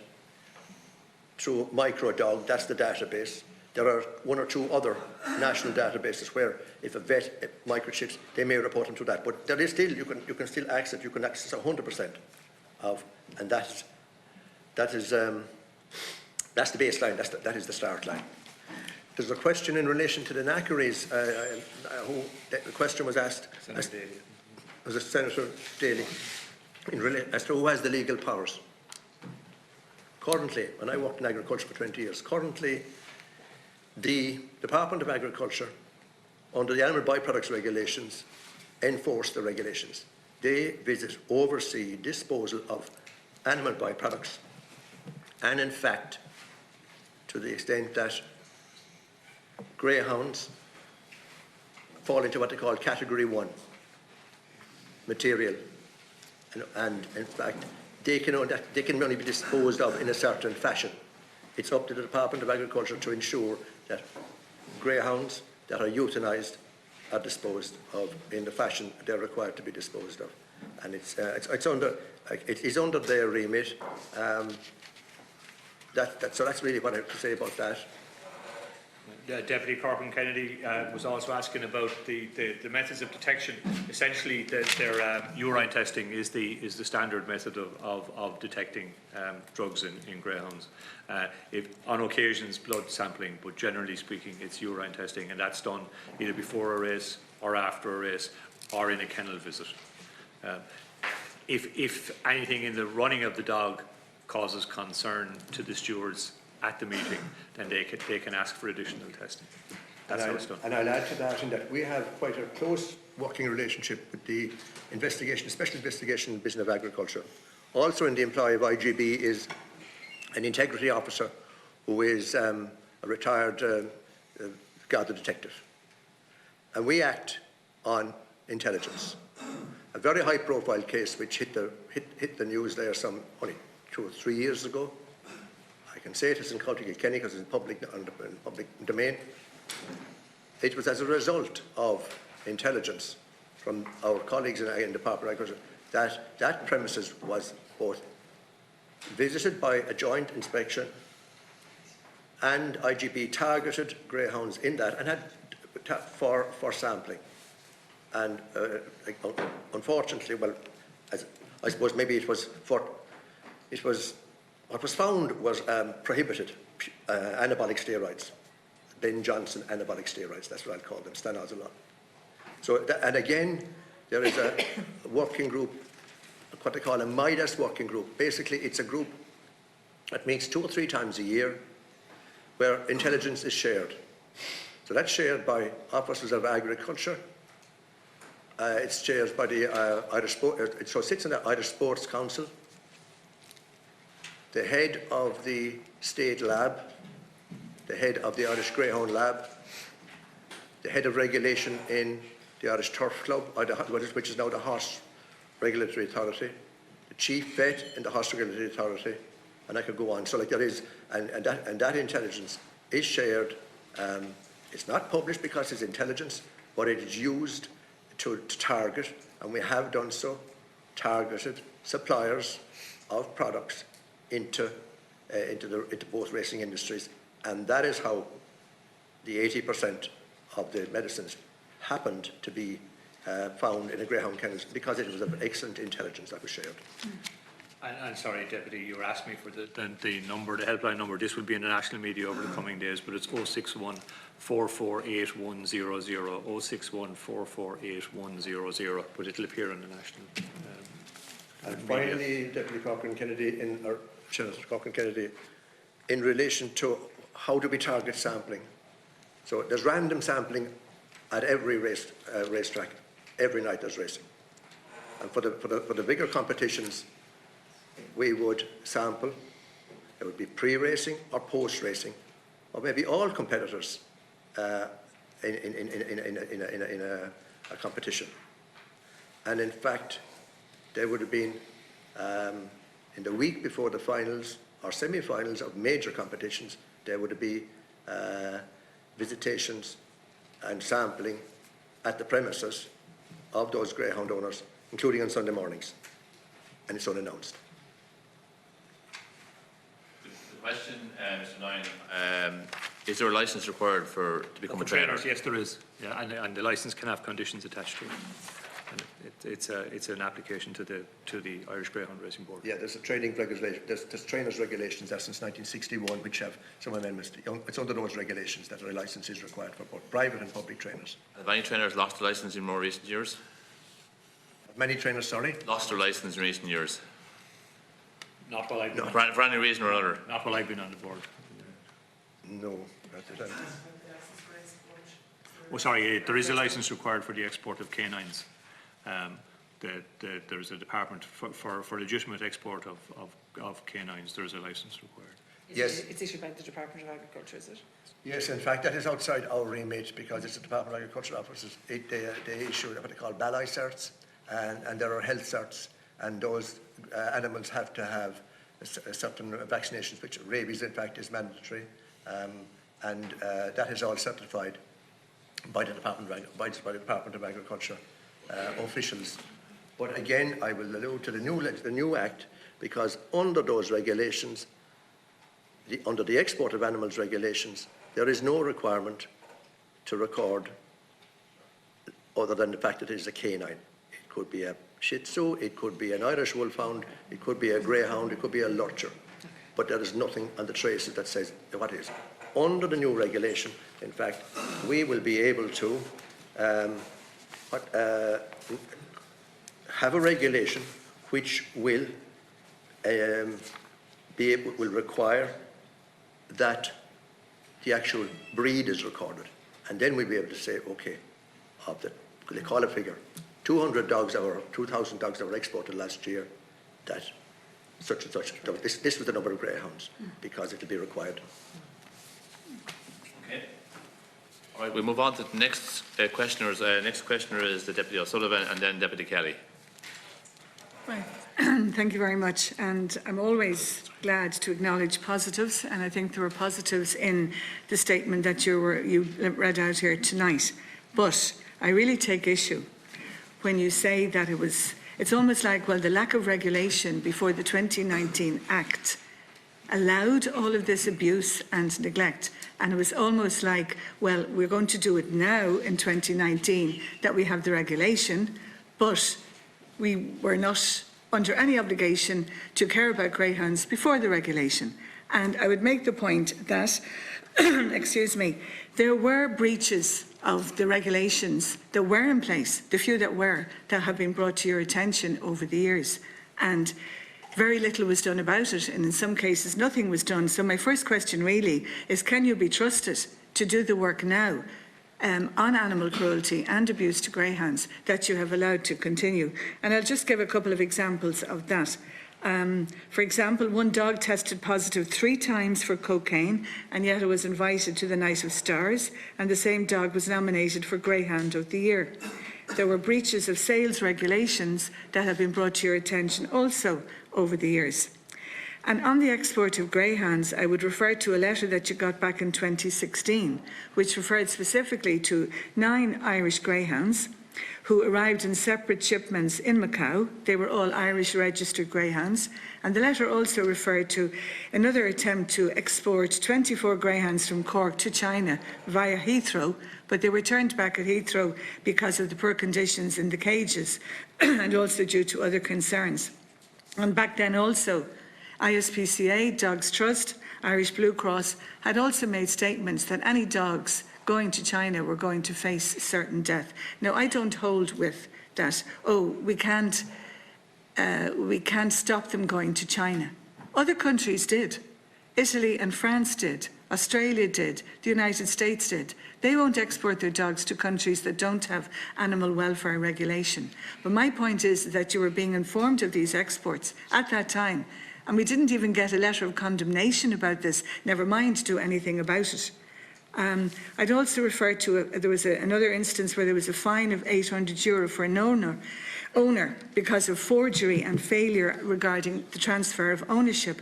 There was nothing about the fact that it was brought to your attention that he allowed his greyhounds to be shot and dumped.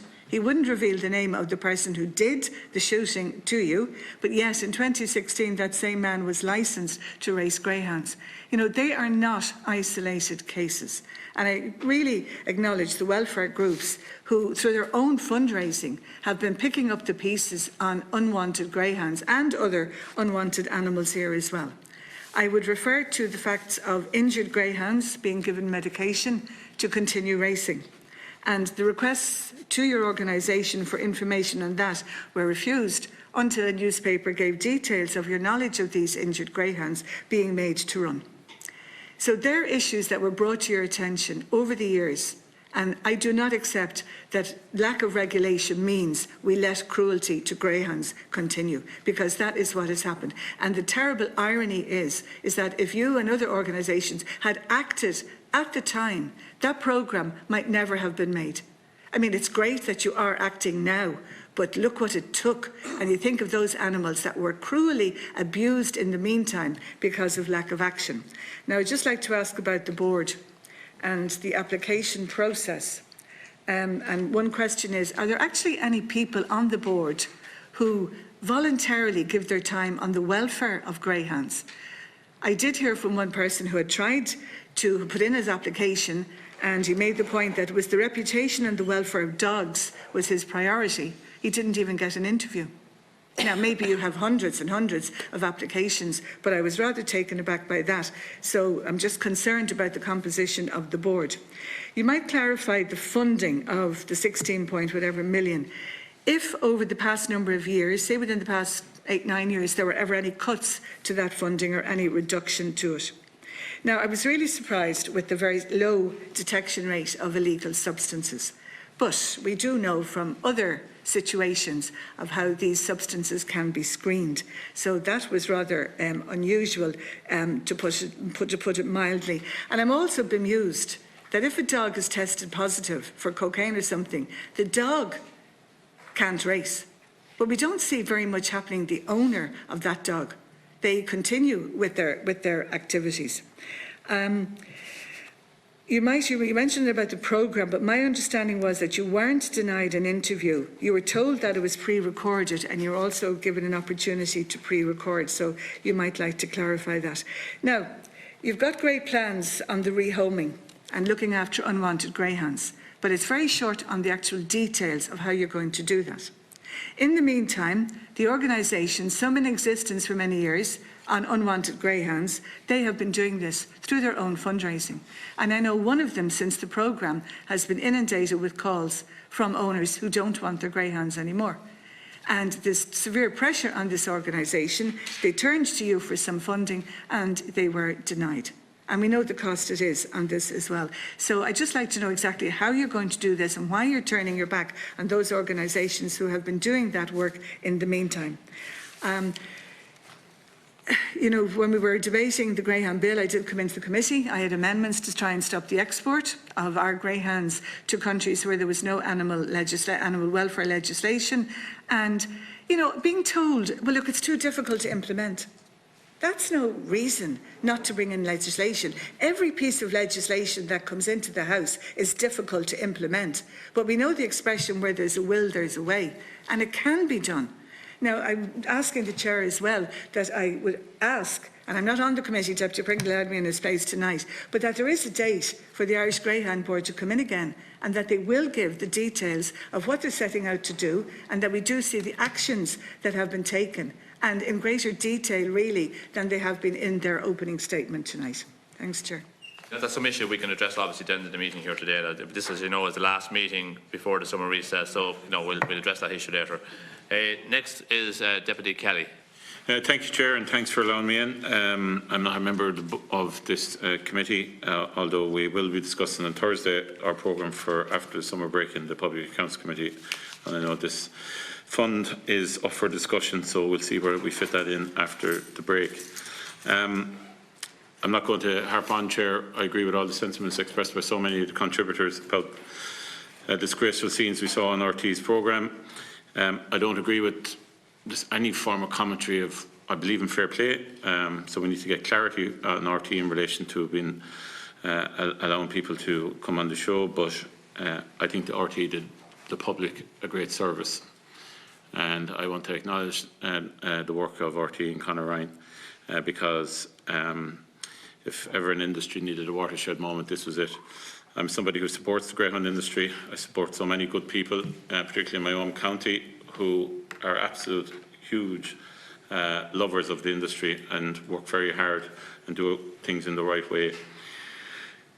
So, in order to save time, Chair, I'm just going to put off a list of questions, and instead of engaging in a narrative, and maybe the lads could take note and come back to me. So, the report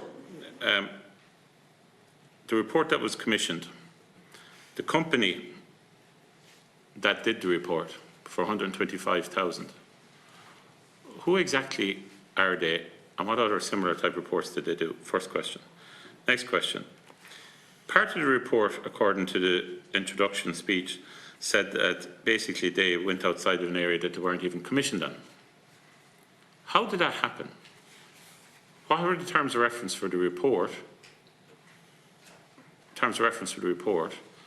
And were they paid proportionately for a part of a report that they were never meant to do in the first place? Surely 125,000 was 150 or 160,000, 170,000, because surely you didn't pay for something on behalf of the Irish taxpayer that you never asked for in the first place. I have a real issue how this report was never sent to the department. So I want to ask the following questions. Did the department never got the report until recently? In fact, it's only in May 24th, I think. Did anyone, in your knowledge, in the department ever hear of or see the contents of this report? Extremely important question. Because I have a parliamentary question where I looked for all meetings between Board Nagan, members or executive or chair or board members, and ministers or officials from the department. And like the list of them, I won't bore because it's all public now, but the list of meetings, there must be 14 or 15 meetings from the time the report was finished until the department got the report. So in all that time, Chair, the 14 or 15 times that they met, nobody said, by the way, we commissioned this report, it cost 125,000, it says all of these things, we're not accepting it, that's fine, by the way, I have no issue if the board doesn't want to accept the report, but 125,000 taxpayers' money and not giving it to your parent department, and over 14 or 15 times the meeting, that for me is incredible. So I really want that question to be asked. When it comes to exports, did the Irish Greyhound Board ever in any way pay in any way for any board members ever to visit China? And if so, for what purpose? When? Who went? And what was the cost? In relation to funding for those who look after welfare, can you give back to the committee all requests that you received in the last 3 years from any organisations? We'll go back 3 years, from any organisations for funding for welfare for greyhounds, and what you did with them. Do you support the new greyhound adoption strategy that, for instance, has been brought forward in Tipperary in recent weeks? Another question. The issues of current structure. Have you a current sales and marketing director? Have you a current commercial director? What does the Deputy CEO actually do? How much is it in 2019, or 2018 we'll say, to run Board Nagan versus what it was 10 years ago? And final couple of questions. I agree with Deputy O'Sullivan. There's a lot of talk about welfare now because there has to be. We've got to save the industry. But where is the 2 million going to come from? Or where is the funding for the welfare pot? Where is it going to come from? Is it going to come from breeders, or is it going to come from the 16 million? Or is it going to come from both? Because I know a lot of the breeders and owners who are watching this tonight want to know, because they're very concerned about the answer to that question. And finally, when it comes to the issue of drugs, it's been raised here before. There was a dog that tested positive 3 times. And the dog, dogs that test positive don't race. But how can somebody who has a dog that tests positive be allowed, be involved in greyhound racing? And when is that going to change? Because it affects the industries, it affects how people think about this industry to a level that is just so disheartening, so worrying. They're my questions, Chair. Thank you. Before I move on to Deputy O'Keefe, I just want to clarify, I suppose, in the interest of fairness for witnesses and everybody else here, and because of previous committees' difficulties, the witnesses were invited here today to discuss the RTE programme as of last Wednesday week.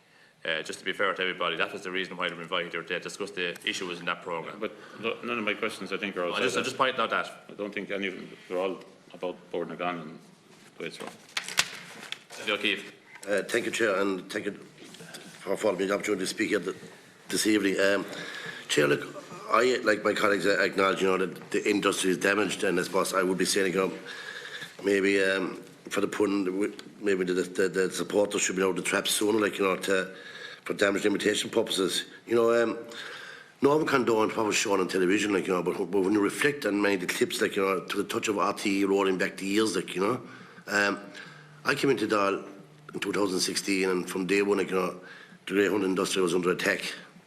I've been supportive of it and hope to still be supportive of it. The point I'm making, Chair, is that I would concur there was lackadaisical approaches, maybe, and the legislation was not strong enough.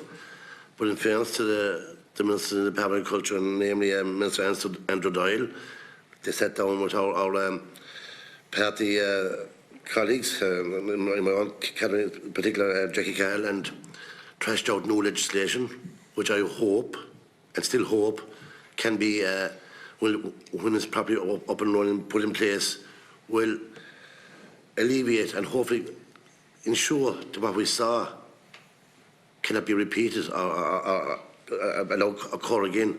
Look, we do acknowledge that in every sector of our industry, our sports, there's always some people out there who give it a bad name, and they have to be culled. Mentions made here tonight of people, trainers drugging dogs and being allowed off the hook, and that has to be stopped as well, I agree. But in regards to the welfare of animals, look, one of the clips I saw, the last time I saw something like that was nearly about 50 years ago as a kid, when I see my grandfather getting the pig ready to be cut up at home in the backyard, it was no way as bad as that, what I saw the other night, and it just shows you the horrors that happens abroad, and how do we stop that, and maybe some of my left-wing colleagues should go out to these countries and talk to the authorities there and tell them, lads, get your house in order in regards how you treat the dogs when they're not fit for racing anymore. But what I would ask is, much is made of the point that it is taxpayers' money of 16 million plus annually that we've committed to giving, and I hope it continues. But I would ask the chairman of the IGB, would he just acknowledge what's in return for this? We must lose sight of the fact, that it didn't just 60 million put into the bottomless hole like pit. That what's generated from that, indirectly, directly, whatever, and I must say, from a rural background, I can see the benefits of the greyhound industry in my own area in North Cork. I can see it down in East Cork with the likes of the old greyhound track being kept open. I can see the benefit to local organisations, communities, who go to rest the greyhound track and make tremendous amount of money in fundraising that, And those people don't go racing if they thought the dogs were going to end up like this, and that's the thing we have to nip at the bud. So, Chair, I would say, that I'm hoping, and I hope the Chairman will acknowledge of the Greyhound Board, that the legislation that has been brought into place in recent months doesn't need to be copper fastened more. Do we need more amendment? Does it need to be amended again to ensure that the clips that we were showing cannot be repeated again? And some concerns I have too is in regards to the disposal of greyhounds, and can we see a solution in regards, I understand about the Category 1 disposal issue, and all knackeries don't have that licence, and if you're to put that in place, it's going to create further complications in the disposal of animals who have been put to sleep, and the costs of veterinary costs are also astronomical. So, Chair, look, we hope, and I'd be hopeful that we can move on from this debacle. And I'm hoping, as the Chairman, can he say that the legislation that we have put in place does need to be tightened up more to ensure that we don't have further repeats of what happened 5 or 6 years ago. Thanks, Chair. Thanks, Deputy. Mr. Nyhan. Just if I could start with Deputy O'Keefe, this was the last question there. Yeah, I think, and I think the board thinks that the legislation is perfectly adequate. It just needs to be implemented now. I think that the powers are sufficient to do what we have to do. In relation to the 16.8 million, as you know, that's a percentage of the Horse and Greyhound Fund, which is essentially funded from the bookmaking levy and then redistributed. As far as the greyhound industry is concerned, there was a report commissioned from Mr. Jim Power, economist, which I think was furnished to this committee in 2017. That report says that there are somewhere in the region of 5,000 people directly employed in the greyhound industry and 12,000 people indirectly employed, that approximately 20,000 people derive economic benefit from the greyhound industry, and that its worth is approximately 300 million euros. The contribution from the greyhound industry to PAYE and PRSI is approximately 12.5 million per annum. So we would say that on a purely economic point of view, the 16.8 million is justified. Turning to Deputy Kelly, a lot of the questions that Deputy Kelly requests is very specific information which I do not have at my disposal today. We will get that information and we will forward it through the Secretariat. In relation to the dog to which he refers, and I think Deputy O'Sullivan also referred to, has been tested 3 times. There's a question of due process involved herein. That particular case remains before the Control Committee of the Irish Greyhound Board. We have no function in relation to that committee. It's entirely independent. And until that committee has adjudicated on the matter, I don't think it's appropriate for me to comment. The matter has been before the High Court, was dealt with there and is now back before the committee. People are entitled to due process, and I don't think it's appropriate to comment further in respect of that particular case. In relation to the where is the welfare fund, the care fund to come from, it's going to come from the industry. It's going to come from all of those who participate in the industry, owners, trainers, breeders, those who attend dog racing, those who attend our restaurants. That is the view of the membership. That's what they want to do. I've been in dog tracks for the last 2 weeks talking to people about this. In fact, I was at one meeting in Deputy Kelly's own constituency in Thurles, and that is the view of the people who are at the meeting. They want to be seen to be addressing the issue and to be part of the solution. In relation to the organisation, so far as I know, and we clarify this precisely because they are questions. We don't currently have a sales and marketing manager, a sales manager and commercial manager. That function is being carried by the Chief Executive at present. We do have a marketing manager. The Deputy Chief Executive deputises for the Chief Executive when the Chief Executive is not available. In relation to the specific requests, in relation to the preferred results report, I'll get the Deputy the information and forward it, and in relation to the meetings with the Department and also the funding requests that we have received and how we've dealt with them. I think the Tipperary adoption that he refers to was launched this week, so I don't think anyone has had a chance to consider it yet. I think Mr. Healy wants to deal with some of Mr. O'Sullivan's questions. Yes, yes, Deputy O'Sullivan, in relation to the, I suppose, statement you made that, you know, that in the past we've done nothing or little or nothing to enforce the existing regulations, and I actually take issue with that, and in that in 2018 alone there were 491 inspections carried out, 491 inspections of premises, establishments where there were greyhounds, and we have reports on each one of those. And where there were issues with those inspections, there were either notices served on them to improve conditions, and where they failed to give information, they were served with notices to, and in fact, where there were fixed penalty notices, in fact, as well issued. So, in addition, at every racetrack, each night I was racing, and you could have 10 races each night, so you're talking about 60 greyhounds. Each of those are weighed in, examined. When I say examined, they're inspected by control stewards who are also welfare people. And it's not often, but it has happened in recent, and in fact those dogs are weighed in. So there is a regulation there whereby if a dog is 3 pounds out of his, if there's a loss of weight of 3, we'd say, or if there's an increase, there's a question as to why. So, and in fact, if a greyhound is presented that in the view of the control steward is not fit for racing, the veterinary surgeon who's on duty the night is asked to examine the dog, and that dog is not allowed to race. So there's great oversight. So you're talking about, there you actually have 60 examinations on a night if you have 10 races. That's done. As regard, I will not comment on the specific case. Mr. Nyhan has commented in relation to that, and that thing is ongoing. As regards investigations of greyhounds going to Macau, I'm only a year and 3/4 in the system, and it's no excuse not to have an answer. But the situation is that we did where the information was received in the regulation department. We did follow up with if those dogs did originate in Ireland, and those people were interviewed. But you can only go so far. And in fact, where the dogs had actually been exported beyond the period, a 12-month period, it was statute barred from doing anything. All that said, you alluded to a export of greyhounds from Cork to China, and those greyhounds their export being stopped at Heathrow Airport. The export of any greyhounds out of this country is under the control of the Department of Agriculture.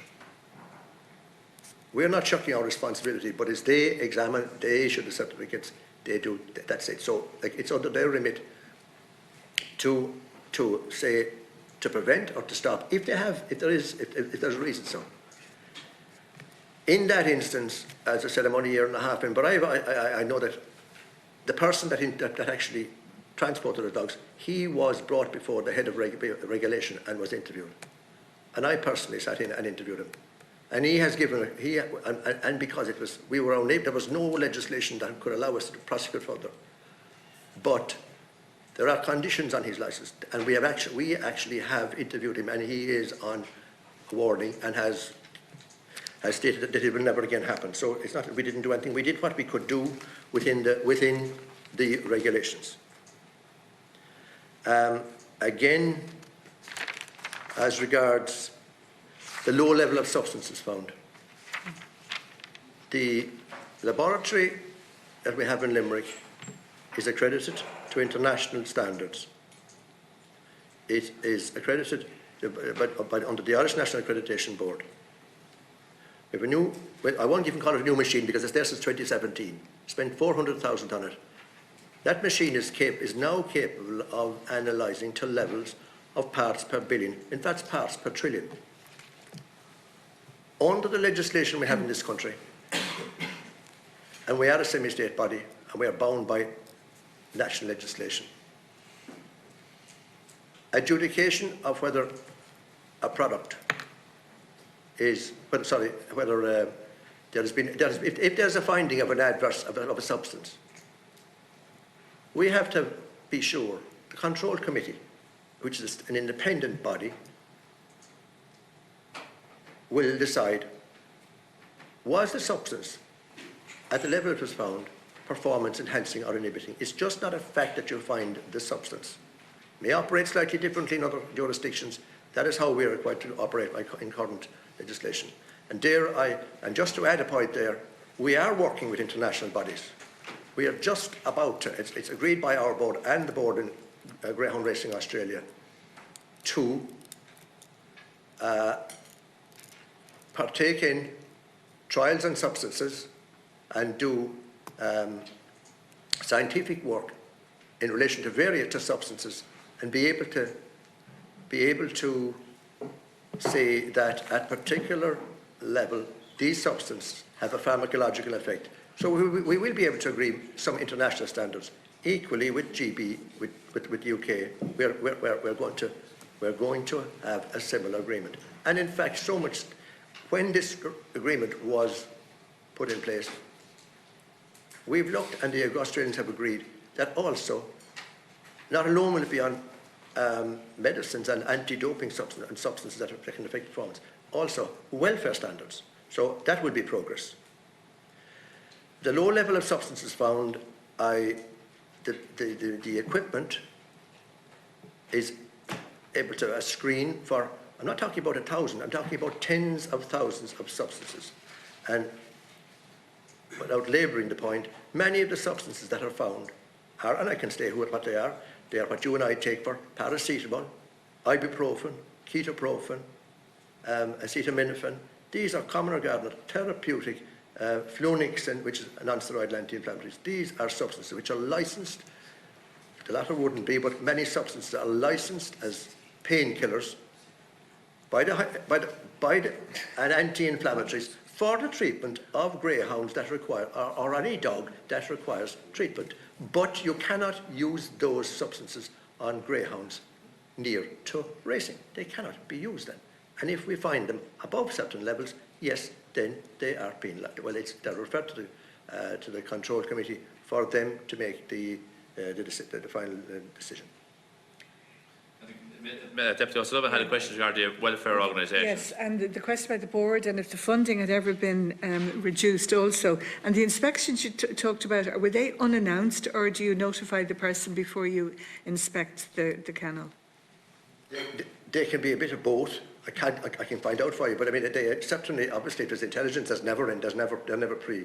But most of them, an awful lot of them are unannounced, absolutely unannounced. I'm not very happy with it, Greyhound Trends, but they've got used to it. That is the standard we operate to.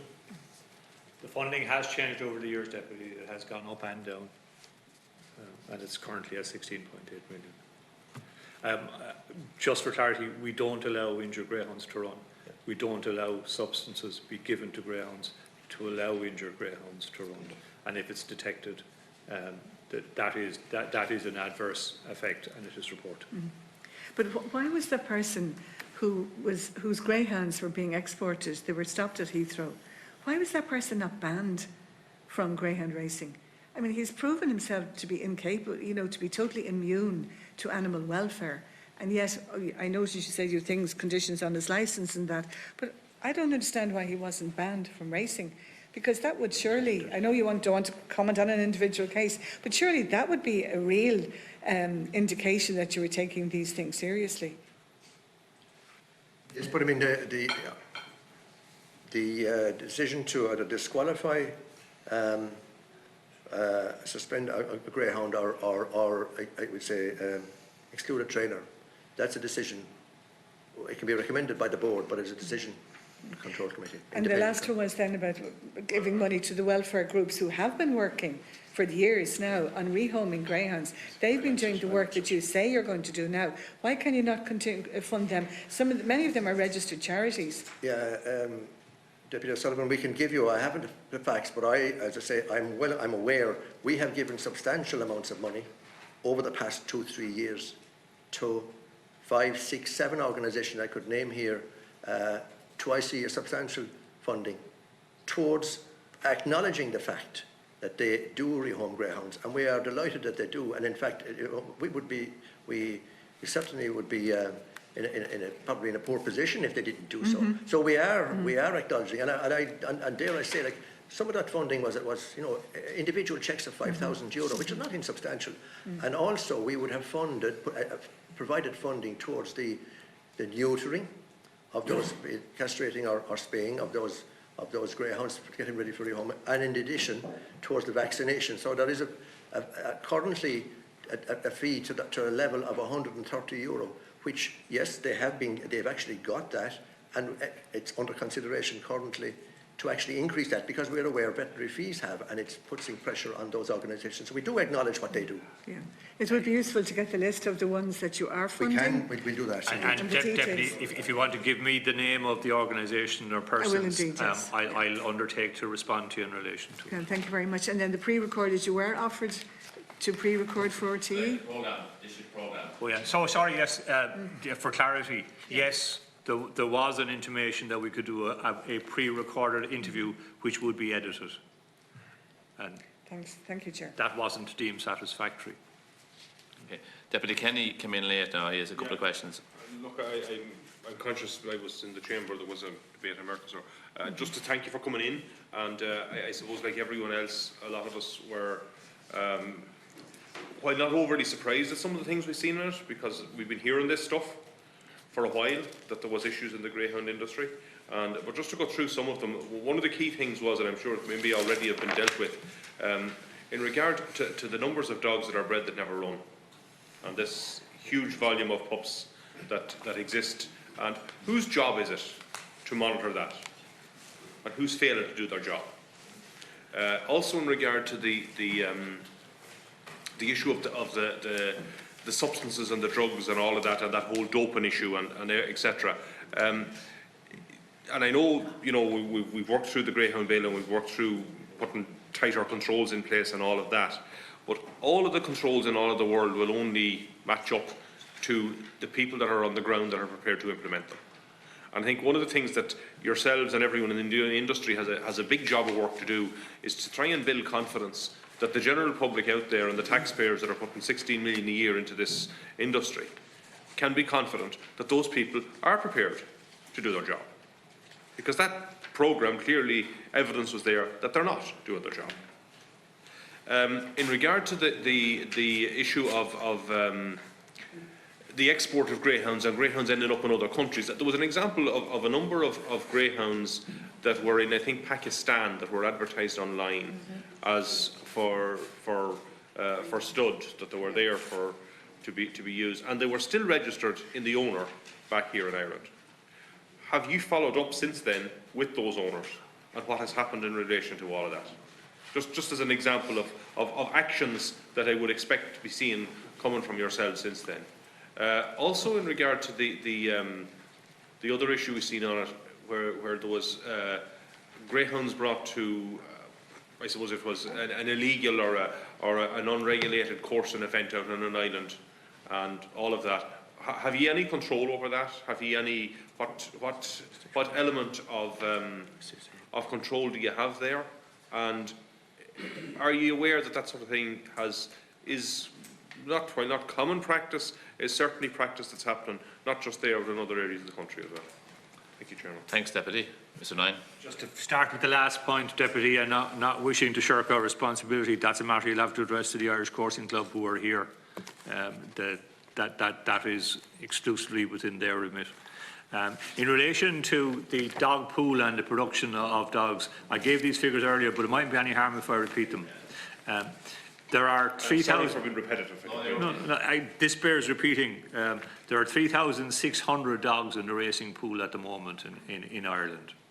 There were 2,344 litters in the year 2018, and a litter is between 5 and 6 pups that would be accepted. There are 6,500 dogs every year exported to England. There are 2,000 dogs go coursing every year approximately, and we're rehoming somewhere in the region of 1,000, 1,100, 1,200 dogs. Those figures balance. We are producing the number of dogs that we require for the industry. And that is the current position.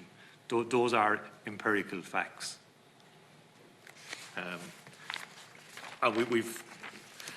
That was part of the reason why we had a problem with the preferred reports, the preferred results report, because we obviously monitor the number of dogs that are running and the number of litters. And within allowing for the problems we have with traceability, which we have been addressing here for some time, there appears at the present time to be a balance in between the number of dogs being produced and the number of dogs required. It is the stated aim of the Irish Greyhound Board that no healthy dog should be euthanised, and that remains our position. That's the gold standard. Yeah, in relation to the numbers of samples, you know, it's 5,000 plus samples annually taken in the greyhound industry. And to put it in context, that is 5,000, that actually works out nearly 5%. There are about, I think, 93,000 races, 93,000 participants. So that is quite a substantial percentage of sampling. I mean, okay, some of those dogs will have been sampled twice and maybe 3 times, depending, and that would be the case.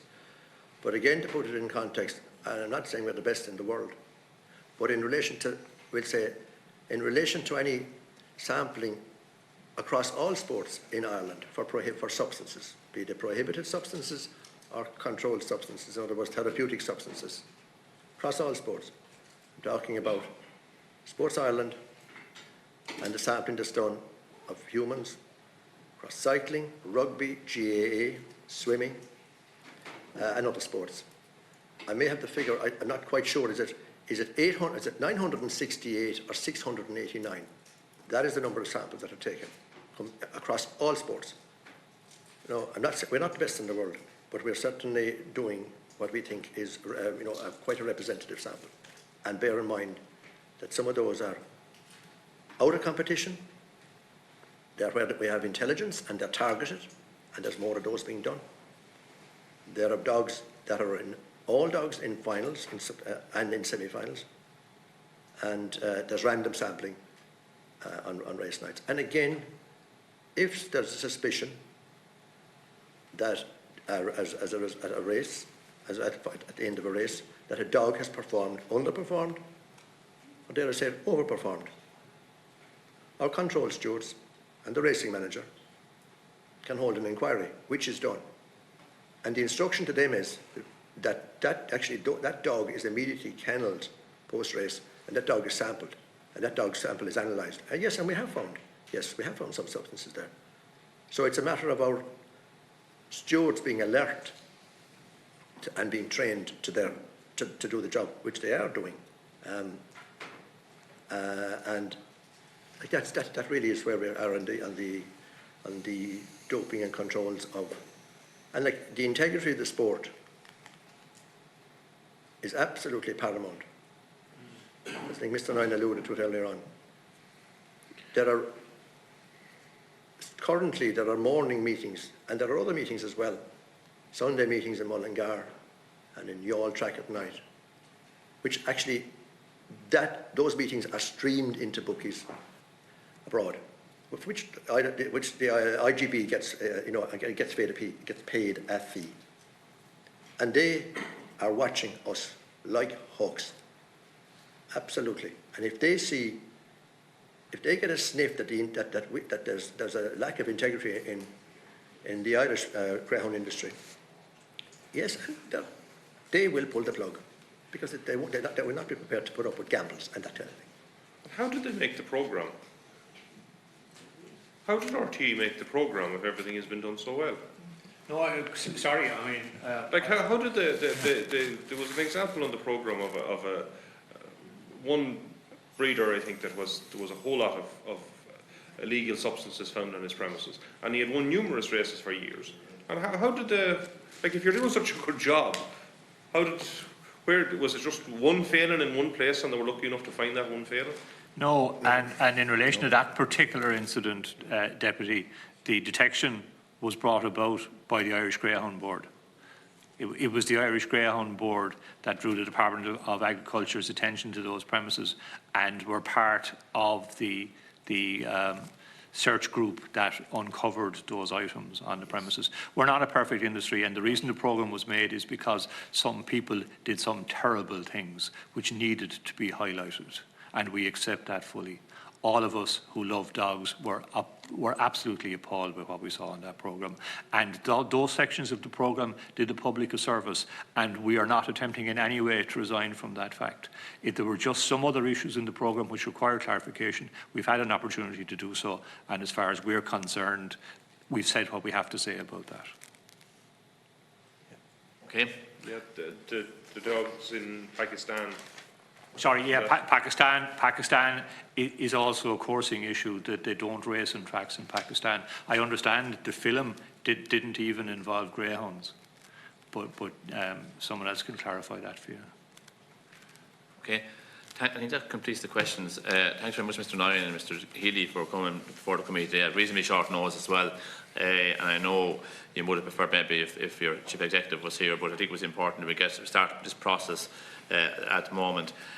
Now we need to get the next group in as the ICC, the Irish Coursing Club. Again, thank you very much. There's a couple of issues that we need clarification on. Yes. And we would appreciate as soon as possible. We've taken a note of the information that you require, and we'll get it back to you as fast as possible. And I understand there's a request for a further meeting. Yes, I was just going to, quite happy to do that whenever it's convenient for the committee. On that point, I was going to suggest in the next term, which obviously starts the 17th of September, from there on, we will, I suppose, when we come back in September the 17th, we'll be having a follow-up meeting after here tonight, and we'll see exactly what way we can fit into our schedule early in October, I would suggest.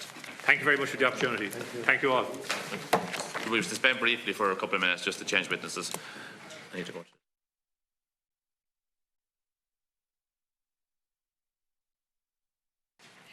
At this stage, I'd like to welcome to our last session of the evening.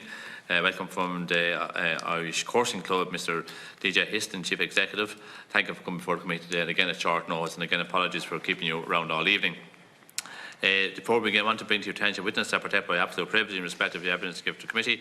However, if you're directed by the committee to cease giving evidence in relation to a particular matter and you continue to do so, you are entitled thereafter to qualified privilege in respect of your evidence. You are directed that only evidence connected with the subject matter of these proceedings is to be given, and you are asked to respect the parliamentary practice that effect that where possible should not criticise or make charges against any person or entity by name in such way as to make him or her identifiable.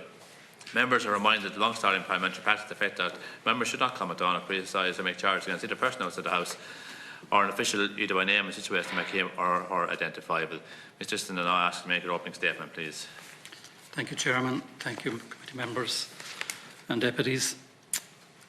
At the outset, the ICC wished to state clearly that it does not condone any acts of greyhound cruelty as highlighted on the Primetime Investigates programme. The images shown on the programme has jolted the industry, and the participants in the industry want to see change to eradicate such actions in the future. While time can be spent analysing and explaining elements of the programme, it is more important to focus on what needs to be done to ensure the continued viability of the industry with the greyhound as the primary focus. The ICC was established in 1916 and was reconstituted under the Greyhound Industry Act 1958 and is responsible for the regulation of coursing in Ireland.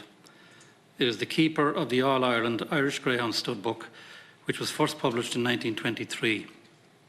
It publishes the sole Greyhound weekly paper under the Sporting Press title, which was renamed in 1952. It regulates greyhound racing in Northern Ireland, the Brandywell in Derry and Drumbo Park in Belfast. And it operates one of the 4 Department of Agriculture approved microchipping databases under the name of MicroDog ID. Following a review of the programme, the following areas require change and enhancement to restore general public confidence and to maintain the confidence of greyhound people and stakeholders within the industry. 1. The issue of traceability. 2. The export of greyhounds to other jurisdictions with no welfare regulations. 3. Whiddy Island footage clarification. 4. Prohibited substance testing in coursing. 5. Rehoming of greyhounds as they transition from performance to retirement. Traceability.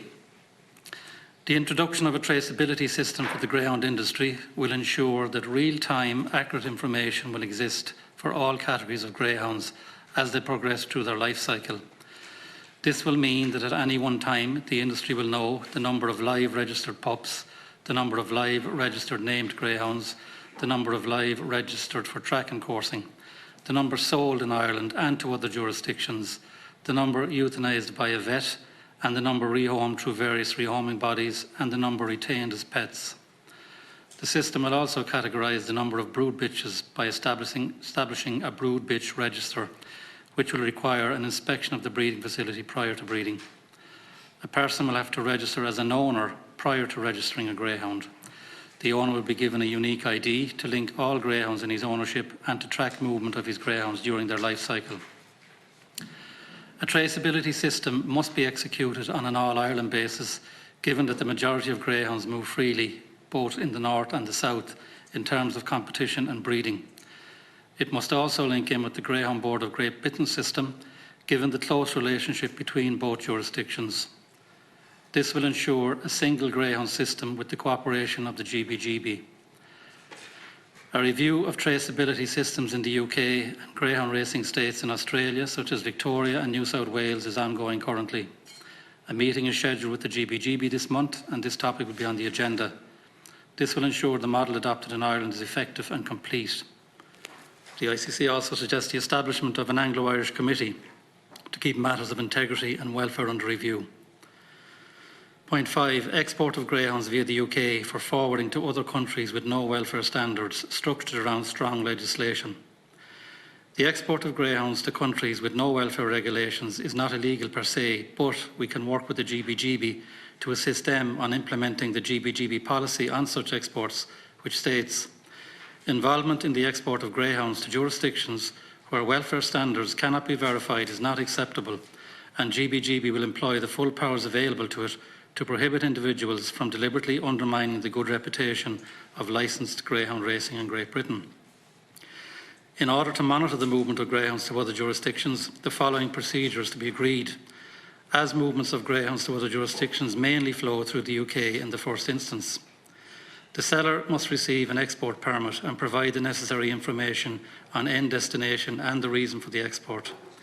New owners must include owner code allotted by the GBGB on the transfer notification form. The ICC notified the GBGB of movement to the UK registered owner. The GBGB to mirror the ICC export system. If a greyhound is found to be located in another jurisdiction following arrival in the UK, then the GBGB can sanction that individual. Point 6. Whiddy Island footage portrayed as illegal on primetime programme.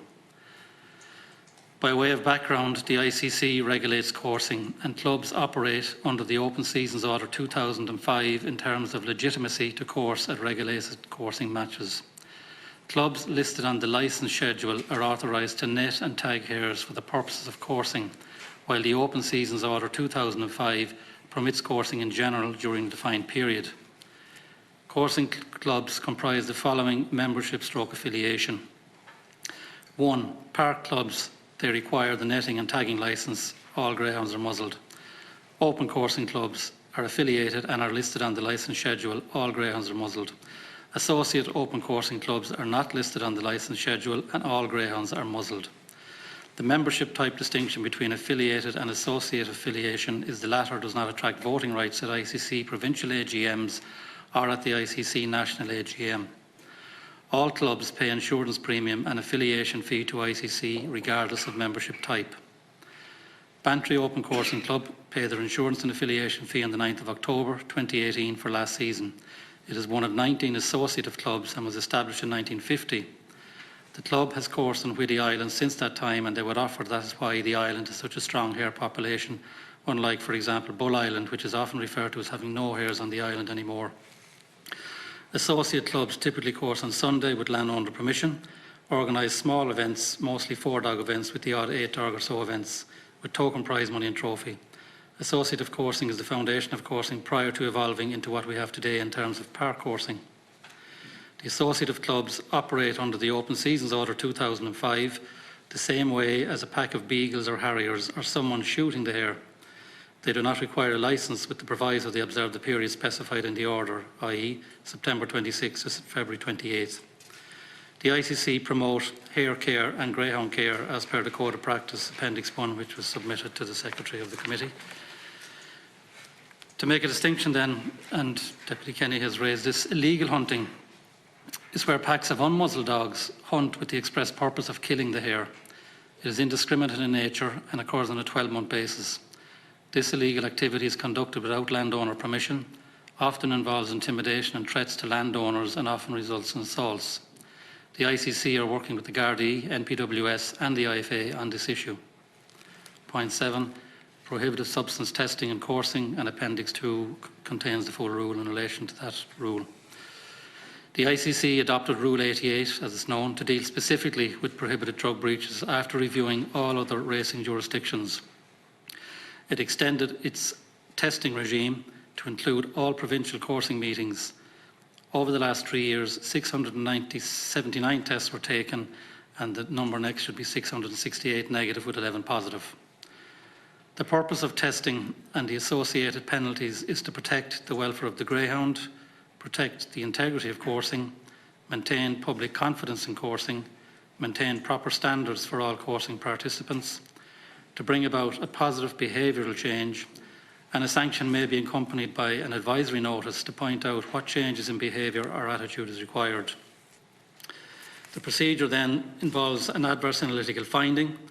Once a positive test is notified to the ICC, the greyhound is suspended immediately until the conclusion of the hearing before the independent hearing committee. Therefore, the greyhound possibly cannot compete until that hearing is completed. There's a minimum mandatory fine range from €1,000 to €3,000, depending on the substance categorisation. The independent hearing committee has discretion to increase a fine by a further €7,500 and fix the hearing costs against the transgressor. The minimum mandatory suspension range is 3 months to 5 months to be served during a coursing season. This can be extended to 6 months by the hearing committee. In the event of the fine remaining unpaid, then that person is placed on a forfeit list, whereby they cannot attend a coursing event or register or transfer a greyhound. And a further amendment will be placed before the ICC AGM to debar a greyhound found in breach of Rule 88 from competing in any coursing classic event. And finally, on the rehoming of greyhounds, the ICC currently provides administrative support to welfare bodies in terms of registration and microchipping services, and that is free of charge. It proposes to work with its membership and rehoming bodies to promote the rehoming of ex-coursing greyhounds. Owners currently adopt privately or through the Irish Retired Greyhound Trust, and this could be expanded on further by working in tandem with the announced changes.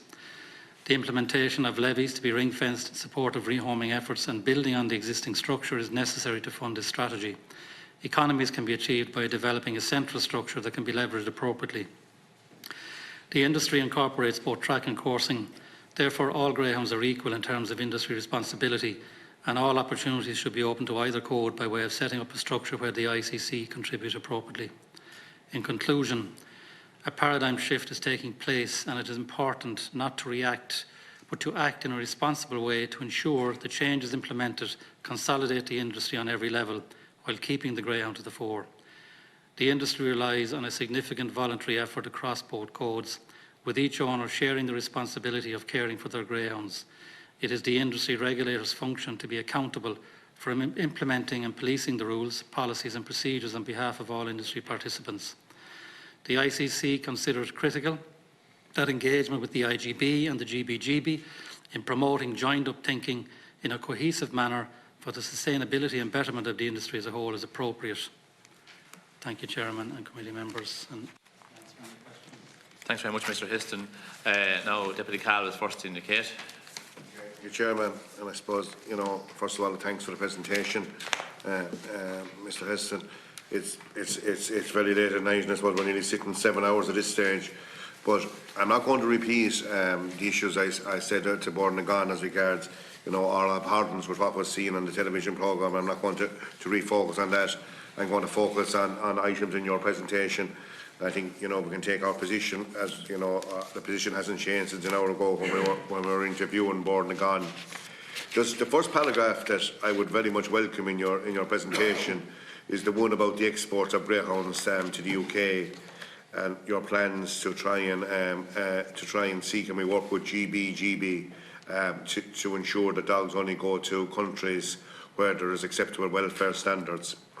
And I think, if we can work on that and improve and make sure that happens, it will do an awful lot to restore public confidence in our sport. And I think that would be most welcome. And I think it's none of us want to see, and the public there most definitely don't want to see dogs in countries where welfare standards aren't compatible with our own. So I think that we can coordinate that work with GBGB. And as the Chairman said, at the end of the meeting with Board and Gone, that, we would be, hopefully you would be able to come in to us here in the autumn and report on progress.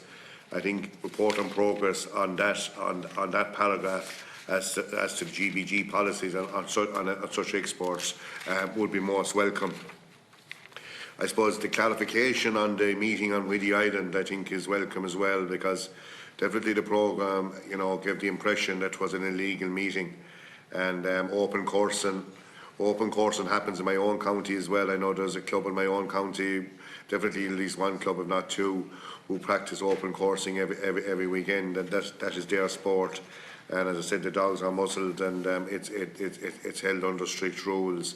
So I think, you know, those people who attended that sporting event on that day, I think, deserve an apology, because it was definitely portrayed that there was something unregulated happening.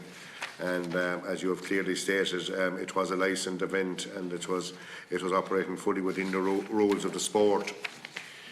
The other thing, and again, we mentioned it when Board and Gone were here, this illegal hunting. You know, as I said previously, a month ago we had officials of the department in here to discuss animal welfare and the legislation governing animal welfare as regards horses and dogs in particular. And you know, this illegal hunting is unfortunately, it's a serious issue, and it's happening on more frequent occurrences. I know in my county, virtually every Sunday there's reports of gangs coming with 10 or 12 lurchers and hunting across country and killing up to 10 or 12 hares in a session, and putting this up on Facebook, and they're betting on which lurcher kills the most hares. And like this illegal activity has to be stamped out. And you know, earlier in the day here we talked about the resources as regards the microchipping of horses, and again there needs to be more resources put into this, and dog wardens and, you know, guards have said to me their issue is if they catch someone illegally hunting and the dog warden isn't on duty, they can't seize the dogs. And you know, that is something that's going to have to be addressed, and a dog warden is going to have to be available at I suppose what you call out of office times, to ensure that if these people are detected hunting, that their dogs can be seized and the appropriate actions taken against them, because it has no place in any society. And you know, the hare is a beautiful creature, and to have that kind of illegal hunting happening is absolutely abhorrent. Just you went through the way ye have your analytic findings and the procedures ye have in place there. I suppose the minimum mandatory suspension you have here ranges from 3 months to 5 months during a course and season. This can be extended to 6 months by the hearing committee. I would like to see that expanded. That, you know, if you have a person, obviously a person offends once and there was something given by accident or whatever to a dog, you know, they can be admitted that, you know, we see it happening in horse racing as well, where a dog can get a substance that the owner mightn't have been aware of that was prohibitive. You know, that can happen, and accidents do happen. But I think anyone that would be seen offending on more than one occasion, in my view, the suspension should be larger than what you have outlined there. And you know, there is no place in coursing or dog racing for people who are given prohibited substance. And while, you know, I accept that, you know, mistakes can happen, and you know, an owner can give a remedy to a dog and not know that is prohibitive. I think a repeat offence would warrant more than the suspension. I know it's a minimum that you say there, but I would like to see you know, more clarification on that, and stronger rules for repeat offenders. I think, you know, as the rehoming of greyhounds, and as you rightly say, you know, the dog, you can have a dog that can run a coursing meeting, and you can have a dog that runs the track. So both have to work together, and both industries, as regards welfare, I think have to go forward together. And you know, the board and Gone have given clear indication tonight about what they have been spending on welfare and what they intend to spend in the future. And I notice here you have a clear declaration that, you know, you're going to contribute to the same extent as to be leveraged appropriately to your industry. I think, you know, it's important that coursing is shown to put their shoulder to the wheel as regards the rehoming of greyhounds, and it's important that, you know, some resources are put in from the ICC into it. And I know all dogs are registered with the ICC, and I think, you know, there needs to be a levy put on the registration of all dogs. And you know, I know you wouldn't have the corporate, you wouldn't have the corporate facilities like Board and Con would have, and to put a levy, that opportunity isn't there to you. But you have Clonmel is a great event, and there's sponsors in Clonmel, and I think there could be opportunities there to get money as well for the rehoming of dogs and for the welfare of dogs. So I think they can be. I think if the board and Con have clearly stated that they intend to levy virtually every aspect of the sport where revenue is coming in, to put a pot in place for the rehoming of greyhounds. And I think I suppose I would just like to see a little more flesh on how ICC are going to do that, and I fully accept the presentation you've given us, that the commitment is there. But I just like when you come back in the back end of the year to us, that you show how you're going to cooperate with the other sections of the industry to ensure that there's adequate revenue in place to ensure that this happens, and that that we can be sure that dogs in afterlife are going to be well catered for going forward. Thanks, Deputy O'Sullivan. Thank you very much for the report, and there are some positives to be acknowledged in it. But I mean, it's no secret I'm against live hare coursing. I've tried to get it banned, and I'll continue to try and do that, because while our emphasis this evening has been on the greyhounds, there is tremendous suffering for the hares also. And we have list after list, catalogue after catalogue, after each hare coursing meeting, legal and illegal, of the tossing, the mauling, the injuries to the hares, and hares being dying or having to be put down afterwards. Not to mention what happens in the netting of the hares, both legal and illegal. And we know that the hare is a solitary creature, and yet in this netting process it's brought into into a confined space with a lot of other hares. So my first question is, so many other countries have banned live hare coursing and have turned to drag coursing. Why is that not even being considered? Because there is an animal welfare issue regarding the hare, which, as we know, is a very iconic animal in Irish culture and mythology. So that's my first question. My second one is on the testing. And it's a question you might clarify for me. Is the testing, how many coursing meetings do you test at? Or is it only certain meetings where you do the testing? And is it all random? Are there any announced or unannounced when you go to test the greyhounds there? I would have to say the fines are rather meagre when you consider the prize money that is to be at these coursing meetings. And you might have some figures on how many owners were actually suspended and how much you did collect in fines. And as I said earlier, I'm quite bemused that if the greyhound tests positive, the greyhound is suspended. I mean, the greyhound's not responsible for taking the drugs. Why isn't the owner suspended while the test is going through the process? The Whiddy Island one, sorry, are you telling me that was legal because it was an associative club, so therefore they can go in and, I mean, the evidence was there very clearly of the injuries and the mauling and the tossing of the hares, but that's fine, seemingly. Once the greyhounds. And the other question, of course, is that there are greyhound owners who don't want their greyhounds to course, but yet they have to pay the fee to the coursing club.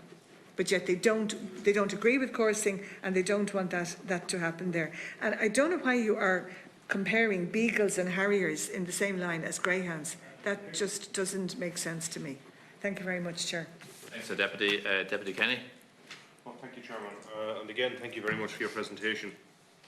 Look, goes back, I suppose, to the primetime programme and the issues you outline in your presentation. First of all, about traceability, and you say that that you want to put in place a better traceability system, which will be linked on all island bases and also with the Greyhound Board of Great Britain. One of the issues, and it was on the programme, where there were dogs without their ears, where they were actually cut off the dog. Now, if there is a large amount of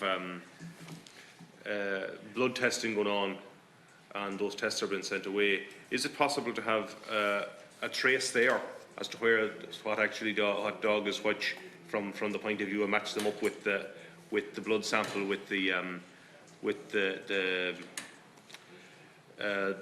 what is the microchip when it goes in, or can that be done when it's microchipped, that you could be absolutely sure as to where the dog comes from, what dog it is, especially if they're going to go to that kind of barbaric way of camouflaging that traceability aspect of it.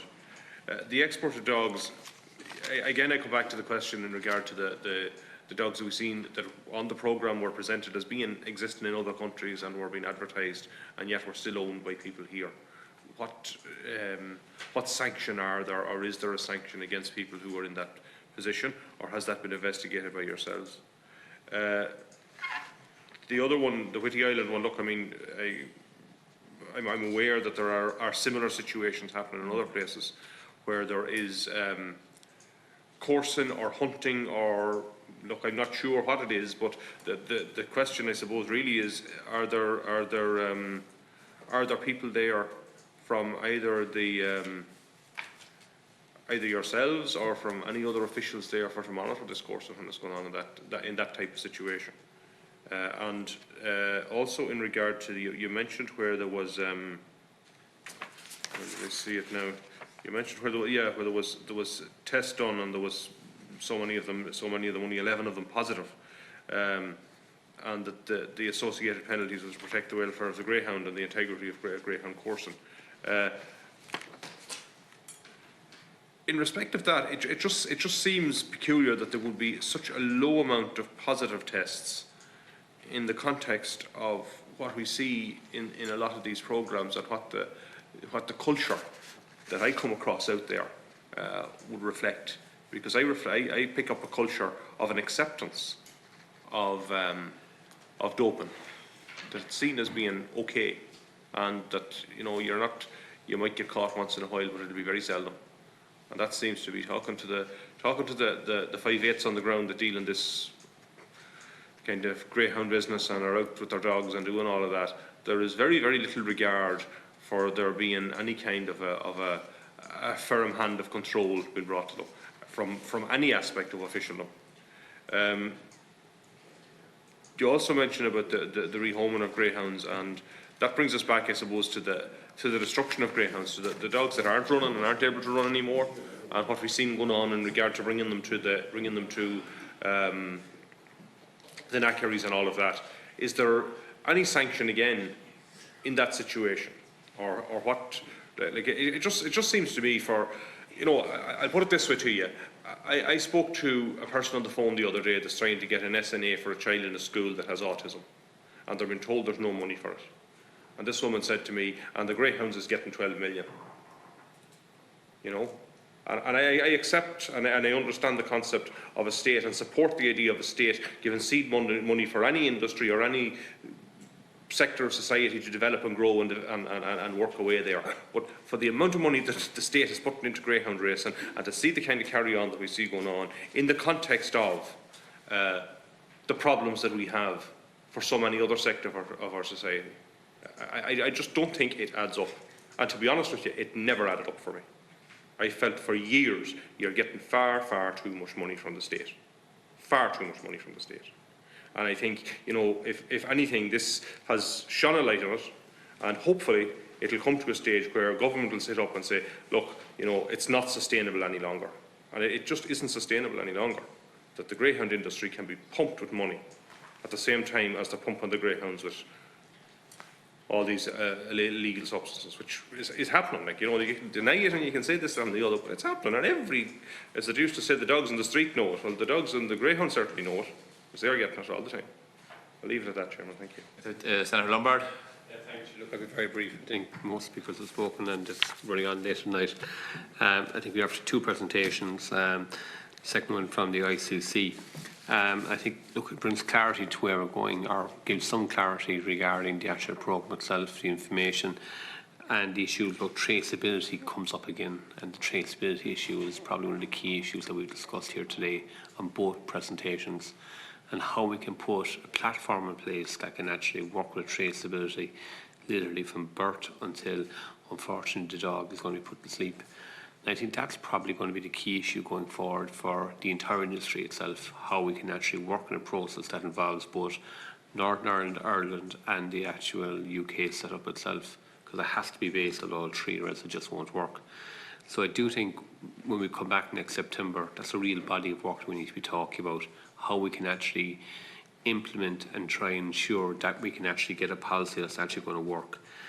But I think we've had two organisations in today and they've explained their issues and what they believe need to be done regarding welfare, whether, you know, where we're going to come to a dog regarding the individual's life and on the track and issues like that. But I do think one of the issues that have been raised, and it was raised in this paragraph here, I think it was the second, I think it was page 4, top of the page 4, it's the illegal hunting element. Like, that's the game in town, you know, that's an unbelievable affair that we're having. As a landowner, I've seen it myself last winter again. People coming onto a land, didn't want them there, didn't know what they're doing, knew no more till they were digging up ditches, crazy stuff altogether. So I think that illegal element is the key, is a real important issue. It's completely unregulated and it's happening at unbelievable hours of night and day, whether they're lamping, whether they're snaring, not even snaring, putting up nets and God knows whatever else regarding actual this kind of activity itself. And it's not with the permission of the landowner. And the fear factor there is a massive issue. And I think it's been mentioned here today about that. The fear factor for landowners and for rural dwellers of people out lamping late at night, or people hunting without permission and we don't know what they're hunting and when, where and what they're at. That is one of the issues that needs to be addressed as well. We've spoken about the tracks, we've spoken about the coursings and the lack of regulation and what they need to do. This is completely illegal stuff. This is bizarre stuff itself. So I think, Chairman, when we come back next September, not alone should we be looking at, you know, how this issue has progressed on, but what are we going to do about this issue? And how are we going to ensure that rural dwellers get some bit of security? And in particular, the lamping issue, massive issue at our part of the world when it comes to a certain time of the year, like big lights shining around the place. We don't know what they're at. Crazy stuff, you know. So I do think they're the issues that we need to take forward. This report and this presentation, it follows on what we've heard already today. Issues regarding welfare, how end of racing life, where we need to move with the dog, and a fund in place. They all need to be looked at again in a few months' time. And again, when we come back after September, we should be looking at what progress have been made in these matters. Thanks, Senator. And finally, Senator Daly. Thanks, Chair. And what I wanted to raise is Senator Lombard has touched on it again, is the traceability, and I almost asked you the same question as I asked the Greyhound Board. Like, how do you see this working out among yourselves? What onus will be on owners to register pups or to chip them, and how can you make it a success? Because, like, knee-jerk reactions after the programme and all that are all good and fine, but there has got to be a traceability of greyhounds from birth to death and everything in between. I think also, Chair, it's important, based on the information we have here, like, I watched the programme, I think it's very disingenuous of RTE, the coverage of the Whitty incident or the Whitty event, now that we've heard the true context of it here. Like, if it was run by a registered coursing club, it was a registered regulated event, there were individuals named on the night and identified, and it was portrayed in no uncertain terms as being an illegal event. And I think that's very wrong and very disingenuous of RT. You can have your opinion on coursing itself, it's a different argument. And I don't think, while people have said here tonight, and I know some of the stuff that was highlighted needs to be highlighted, I don't think RTE can ride slipshod and identify people and portray it that they're attending or partaking in something that's illegal when it's been proven to us here this evening that it was far from an illegal event. I think that needs to be put on the record. Senator. Mr. Histon. Okay, I'll address Deputy Sullivan's questions first. You mentioned, first of all, about why we don't have drag coursing, and it's banned in other countries. And my answer to that is that it is banned in other countries such as England, and DEFRA conducted a report following the ban in the UK, and they reported a serious decline in the hare population and a very clear rise in illegal hare poaching by non-coursing people, sitting at 36%. So banning coursing will do very little for the hare. It also ignores the very strong conservation link between coursing and the conservation of the hare. Again, I would cite Quirkus University conducted a study whereby they found that you have 18 times more hares where you have coursing, and that's because of the work of the coursing club, working with landowners and farmers in terms of habitat protection, etc., and also reporting and preventing illegal hunting. You asked about testing, whether it was random or targeted, and where it takes place. All park coursing meetings testing takes place. It takes place after the event, after the finals are ran. All dogs engaged in the finals must remain on the premises at the venue, and there's a draw made in public by 2 officials, and any member of the public can observe it, and the winner of 2 events are tested. We use the Berlinger bottle, which is the Olympic standard bottle in terms of taking samples. We provide an A and a B sample. We give a copy of the testing details form to the owner. The samples are analysed by LGC in Newmarket, who are one of the top 5 labs in the world in terms of accreditation. And then following a hearing, the owners are fined, or the person responsible is fined, and the suspensions are meted out. Now, you mentioned that our fines are meagre. Our fines are more substantial than any other racing jurisdiction in the world, because we looked at every jurisdiction when we were putting together this rule, because we want to promote compliance and to ensure that we deter people from using prohibited substances. In terms of, you mentioned suspending the owner. In the event of somebody coming before the committee a second time, they have to appear before the committee. They can't just pay the fine. And also we can seek an exclusion at that time as part of the penalty. Now, that hasn't happened yet because that scenario hasn't developed. In terms of Whitty Island, you said the hares were mauled and tossed. I certainly didn't see that on the programme. Oh, I did. I didn't see that, but we can agree to differ on that. It's very clear. And you asked me why did I mention beagles and harriers, because under the open seasons order, it permits coursing, hunting the hare with packs of beagles, hunting the hare with packs of harriers, or shooting the hare. That's what the open seasons order covers. That's why I mentioned that particular point. I think there was the content of what you asked me. There was also clarification about the amount of money you collected in fines and how many owners have actually, have breached this. And on the testing, was it only at the finals that they're tested for banned substances?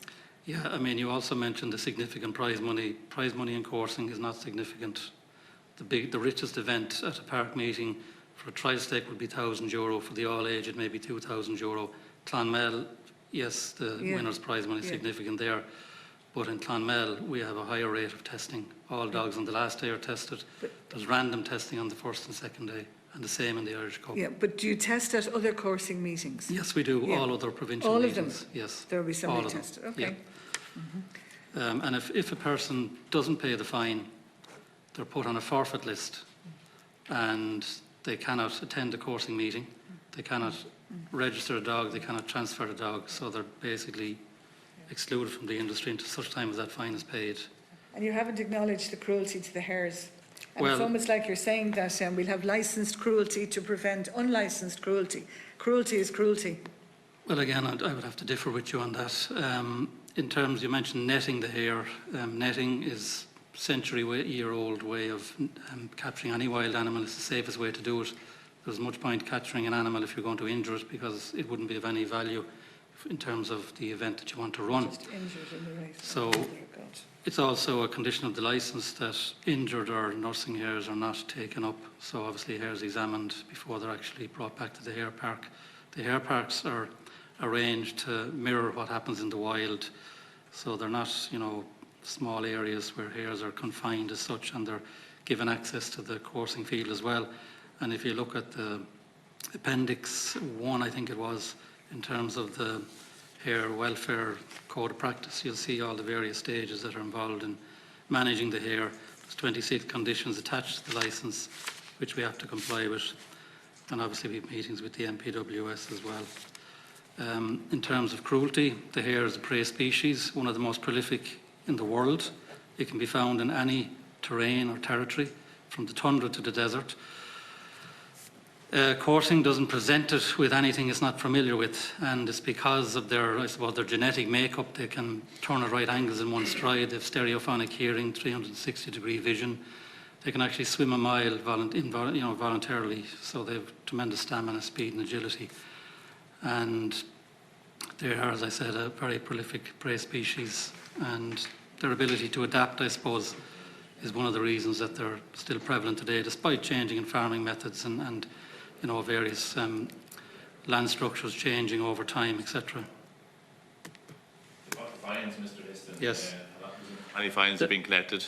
Yes, there's 3 fines outstanding, and they're on the forfeit list, and all other fines have been paid, and there's the most recent fine has been paid in instalments, which we allow, but in the event of a default, you go automatically on the forfeit list. Total fines for 2018? I don't have that detail, but I can give you the most significant fine was 5,000, and the lowest fine was 2,000, and we had 4,000 as well. Okay. So in between that range. Okay. And as I say, they're the most significant. You won't find those fines in any other jurisdiction. Okay. In terms, Deputy Kenny, I think you commenced about the traceability and about earmarks, or about ears being cut off, etc. I think the cases involved there, they're not that many, which is no excuse, obviously, it happened. It would have been prior to the microchipping, but all dogs now are tattooed and microchipped at the same time. We also DNA the dam and the stud sire, so in the event of a blood analysis being done, you can do a DNA check with Weatherby's, all that information stored in Weatherby's, so that is possible. In terms of the export of dogs, and I think I've touched on this in terms of working with the GBGB, and this was commenced before the programme Primetime aired. The Welfare of Greyhounds Act obligates an owner and a buyer to notify the stud book of change of ownership, etc. But in these instances, the dogs are going to the UK in the first instance, and obviously we've seen certain dogs can end up in Pakistan as well.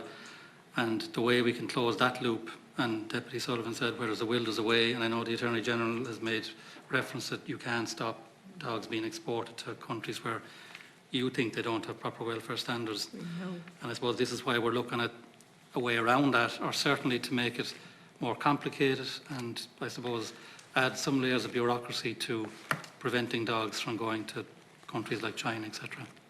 So thereby, the GBGB, again, we've had these meetings on the 24th of July, and it's touching on other topics as well, not just this particular issue. And as you say, as the IGB have indicated, they will be attending that as well. So it's the 3 bodies involved in the industry will be involved in it. When this is brought in, the GBGB will be saying that any owner, prior to actually taking a dog on board, has to register as an owner first before they can even buy a greyhound. At the moment, you don't have to do that. You can buy a greyhound and then you register. We're going to reverse that, and you're given a specific number, and every greyhound you own will be attached to that number, and that's going to be part of the traceability. We'll be asking the GBGB to do the same thing, so that at least when a dog is sold to the UK, we have the UK person's identity number. We can then notify the UK, dog has gone from us to the UK, and then if the dog happens to end up and he's up on Facebook or whatever you were saying there, they can go out to that owner and say, where's the dog? And they can exclude that person from the industry over there. They're not a semi-state body, they're a limited company. You did mention about funding the ICC, just to be clear, we don't receive any government funding. We're self-funding, and Deputy Sullivan mentioned about people being forced to register their dogs, even though they're against coursing. But they're registered in the dogs with the Irish Greyhound Stud Book, which is on All Ireland Stud Book. And they've been doing so since 1923. I personally have never received one letter from anybody indicating that they're objecting to registering with the Irish Greyhound Stud Book. I'm not disputing what you're saying, but I'm just giving you my experience. You said that the number of detections was low. I can't comment on that insofar as we test the dogs. They're sent to one of the top 5 labs in the world. They have an extra accreditation of 63 labs in the world. They're one of 5. So if they can't find it, well, you know, I don't know who's going to find it. I think we've done an awful lot in terms of testing.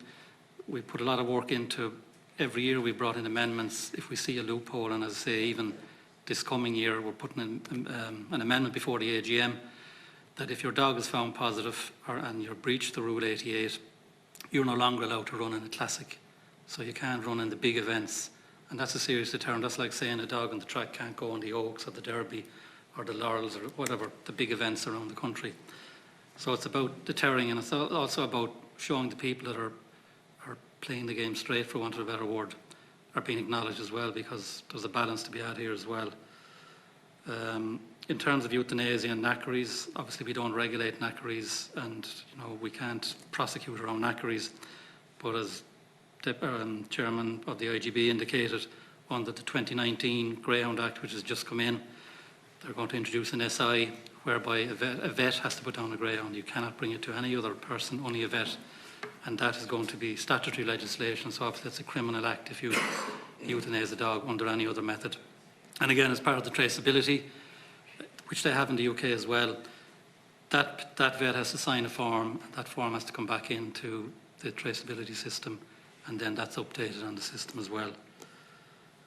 I think they were the main points you raised. In terms of Senator Lombard, I don't think you asked any specific question, but you touched on the traceability. And I will point out again, I think the only way we can have traceability is if it's the ICC, IGB and GBGB. It's one greyhound system. A lot of our dogs go over there.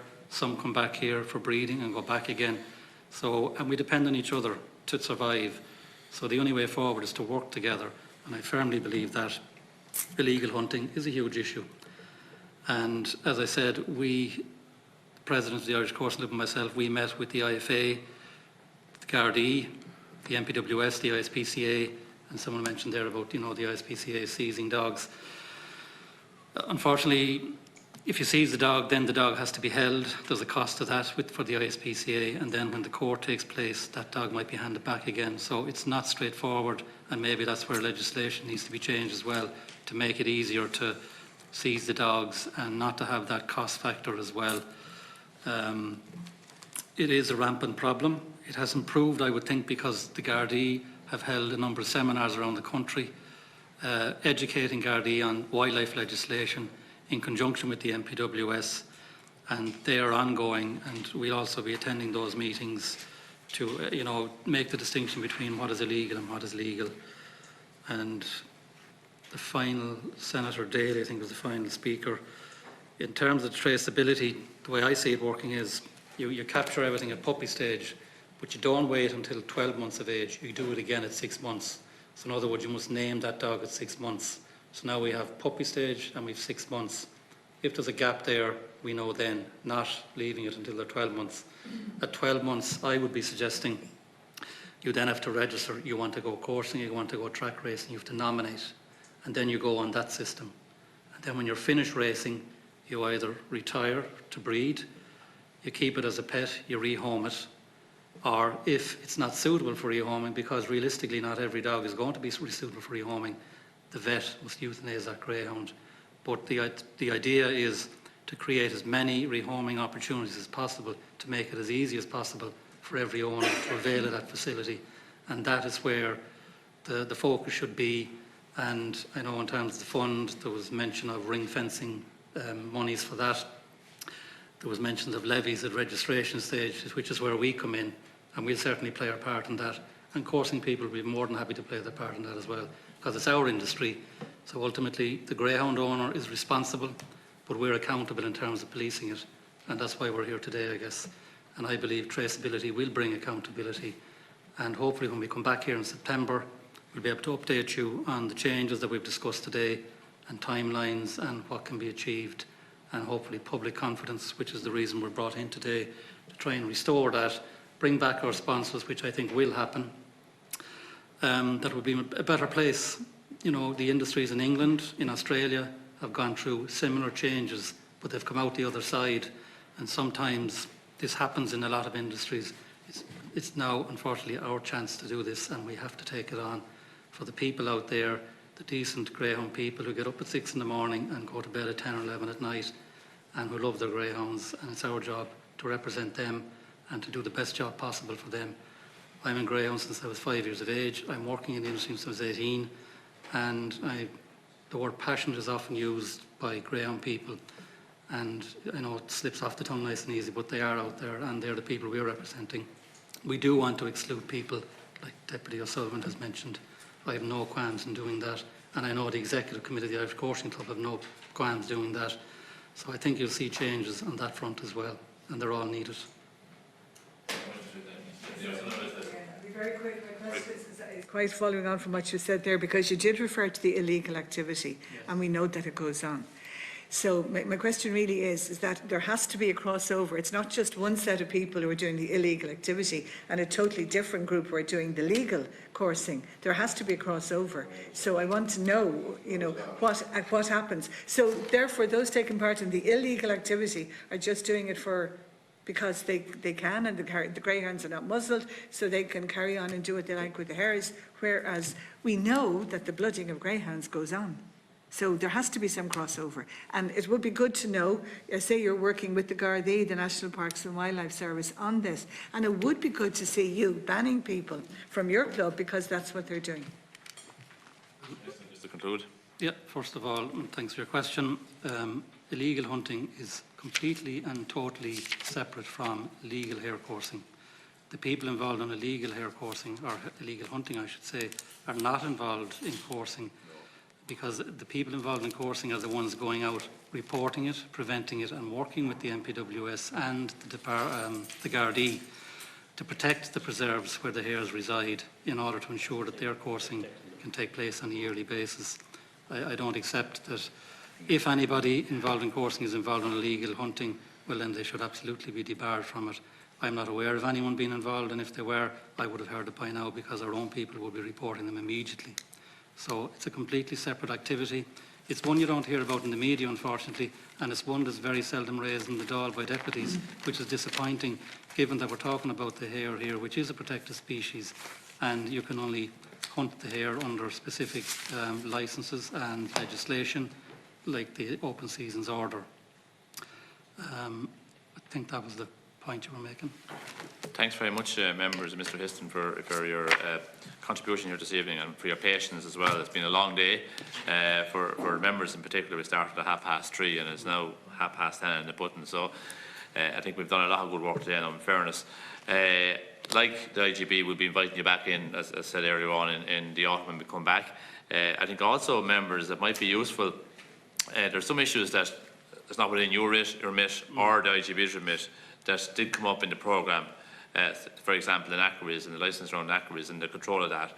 I think it might be useful if we had the department officials back in here that were dealing with that matter.